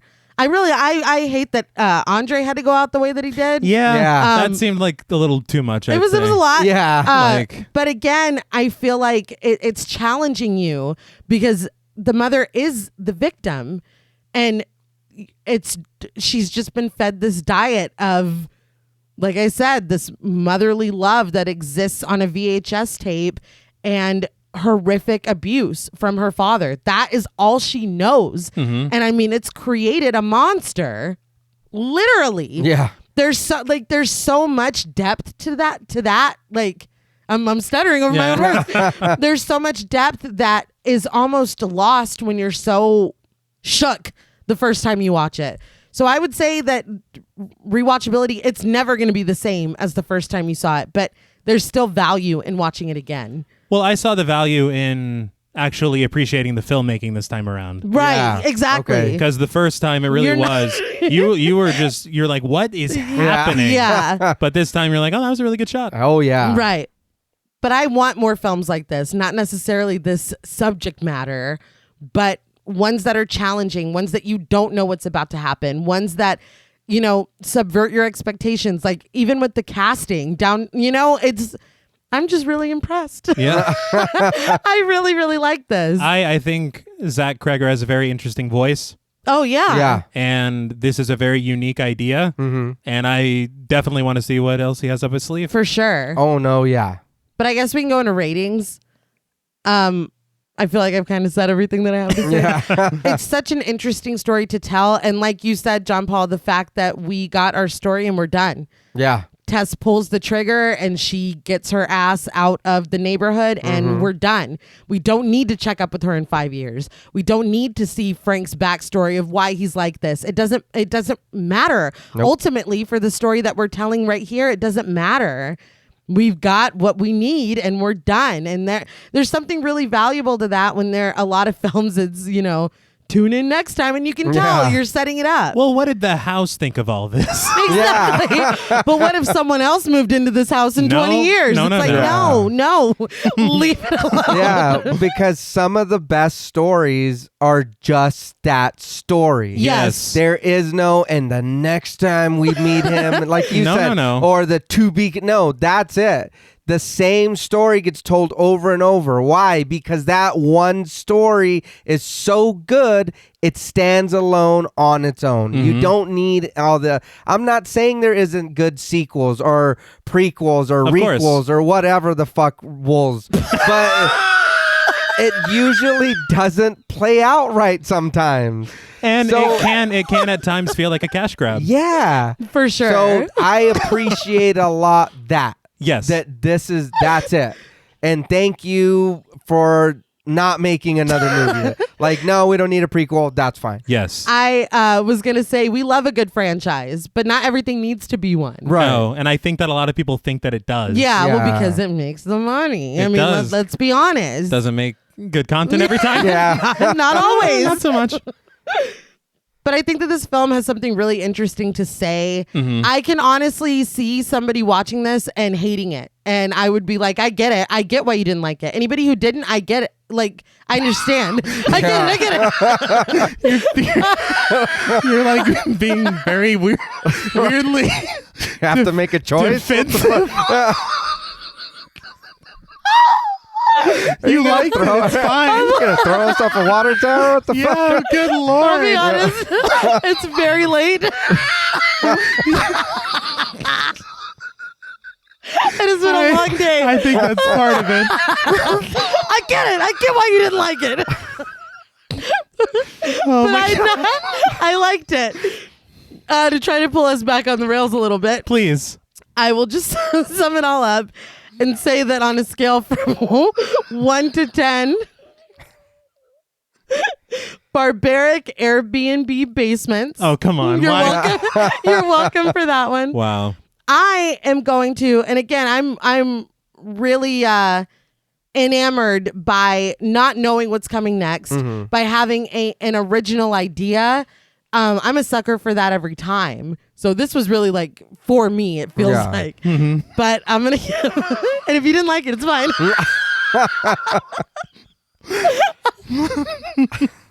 I'm gonna give Barbarian 9 out of 10 barbaric Airbnb basements. Wow. All right. I really loved this. I feel like there's something really interesting that's being explored. I really appreciate everything that went into this. Yeah. And I'm gonna Shut the fuck up now. Again, if you didn't like it, that's okay. And I will now open up the floor.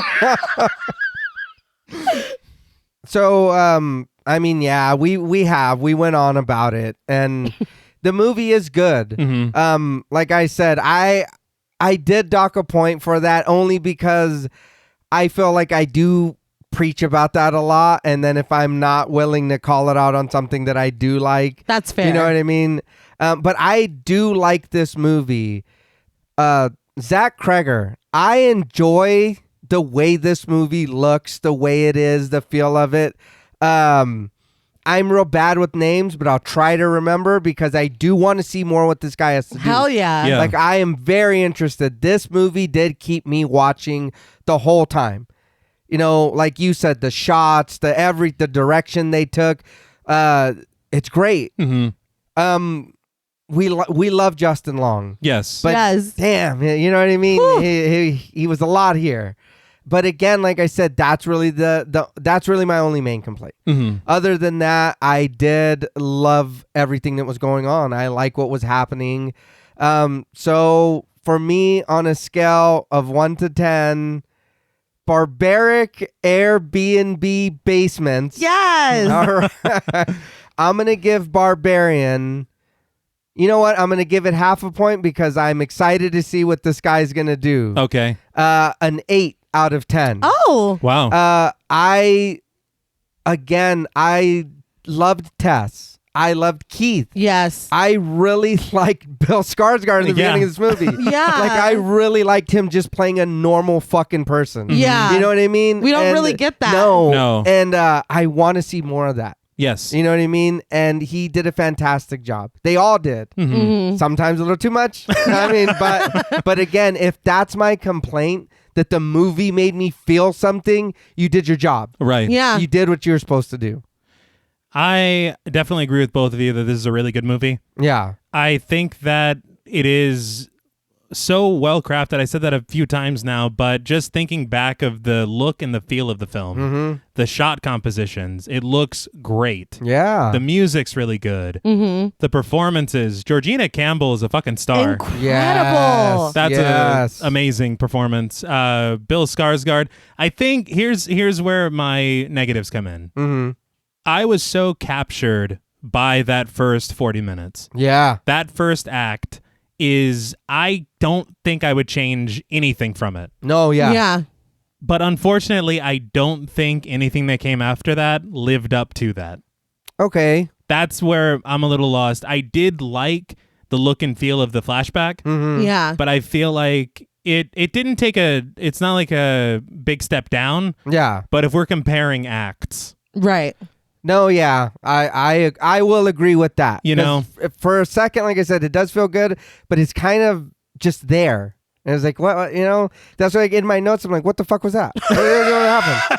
You know? yeah. And I know that it explains a lot. Yeah. And kind of fills in everything. And then you need to have somebody come to the house to explain Tess and all this. Yeah. But I feel like, I don't know, there was something very captivating about that first 40 minutes. It was And- very much. And it was a lot of it was the chemistry between the two of them. Yes. Yeah. And Yeah. then to lose that for the rest of the film. Yeah. That was a bummer. And It's bold. it is very bold. And that I respect that. Yeah. But I just feel like, I don't know, it seemed like it kind of makes sense what you had said earlier. He had this idea, and the idea was that first 40 minutes. Yeah. And then he's like, what if I threw a wrench at this idea? Yeah. And then that's the rest of the film. Yeah. Yeah. All So- right. That's what happened. Yeah. Yeah. That was the writing process. Yeah. So the first 40 minutes feels so focused and so clear. And then, Right. which I enjoyed a lot of what happened. Mm-hmm. But again, it's not that first 40 minutes. Right. Yeah. I get that for sure. But I do appreciate the nuance. I know that there's a lot that's being said with this film, and I do appreciate that they're not heavy-handed with it. Yeah. There's a lot left to you to think about. Mm-hmm. And I think that it's a interesting examination on a lot of things. Mm-hmm. Another bold horror film that is taking a chance with interesting social commentary. Yeah. Yeah. Horror has always been a It has. vehicle for it. So let's keep this shit going. Yeah. But for me, out of 10 barbaric Airbnb basements, I am going to give Barbarian 7.5 barbaric Airbnb basements. Hey, you did it. I was like, I gotta say it again. Fuck. Out of 10. And I do want to say that if you didn't like it, it's fine. No, I swear to God. it's okay. It's okay. Right. I promise. It's totally fine.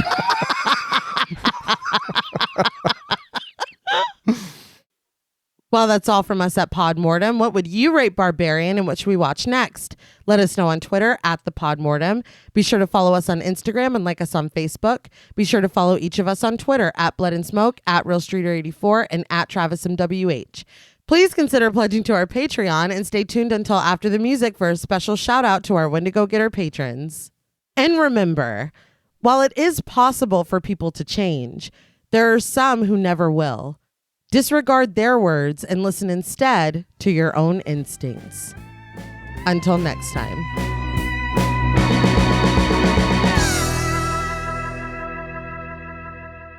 Thank you for staying tuned for a special thank you to our Wendigo Getter patrons. Yeah. Yeah. Woo. Oh, you shit. changed it up. Oh, wow. We tried to keep them guessing. A special thank you to Chris Ontiveros, Kristen Lofton, Megan Martinez, Kimberly Bass, Sophie Hodson, Anthony Jerome M., Jordan Nash, Kent Morton, Lala Thomas, Travis and Nisa Hunter, Miguel Myers ATX, Jennifer Perez, Allison O'Neill, Carissa, TJ and Angie Bronson, Gabrielle Trevino, Spooky Mom, Andy Teague, Applin Ontiveros, Karima Rhodes, Antonio Huerta, Kimberly Kleindienst, Will Brown, Sydney Smith, Osvaldo Soto, Bobby Holmes, Donna Eason, JD Rizak, Molly Gerhart, Armand Spasto, Aaron Aguirre, Eggy, William Barry, Brittany Ramatar, Charity Oxner, Amanda Six, Mandy Rainwater, Eden, Jordan Roberts, Dylan, Melissa Sierra, Holly Bryan, Jordan Blevins, Liz Heath, Spencer Montavo, Pancake the Panda, John Ramos, Michael Newding, Alexis Roberts, Dan Laveau, Itzy M, Gary Horton, Leisha Olivier, Kate Lamp, Carlos and Sydney, Jessica Hunter, Helena Rudder, Alan Johnston, Mariah, Livy Fun, Mandy M, Scott Troutman, Towton Watson, Mozzie Bear, Brittany G, Dave Burke, Adrian Stakes, Craig Kowalski, Beth, Nick Spiel, Emma Hagel Kissinger, Valerie G, Emiliana, Brian Glass, CB, Maya Noches, Taylor Santana, Will Lewison, Angelique, Smelly Poo Poo Head, Beth Bauer, Ben Coons, Cookie, Esperanza J, Jason Kyle OKC, Joshua Rumley, Danielle Peralta, Hannah R, Brandon, Nicholas Carter, Sawyer Reese Farr, Dr. Diva Loves Horror, Girl That's Scary, M. Fryback, Cassandra, Andrea Simmons, Ashley Higuera, William Rush, Katarina, Ryan Brom, Megan Ochoa, Laura Lassiter, Natalie de Guzman, Eileen O, Wesley Wyatt, Morgan Freenomorph, Marissa E, Sydney, Henry F, Carlos J. Mota, Megan M, Strangely Sarah, Paul Jordan, Christy Beck, and Nancy and Andy. Hey. Yeah. Wow. Thank you all. Yes, thank you. Thank you very much. And I think it is safe to say that this is the mother of all communities. Yeah. Very good. Well, like- I would, yeah. Yep. that about sums it up. Until next time.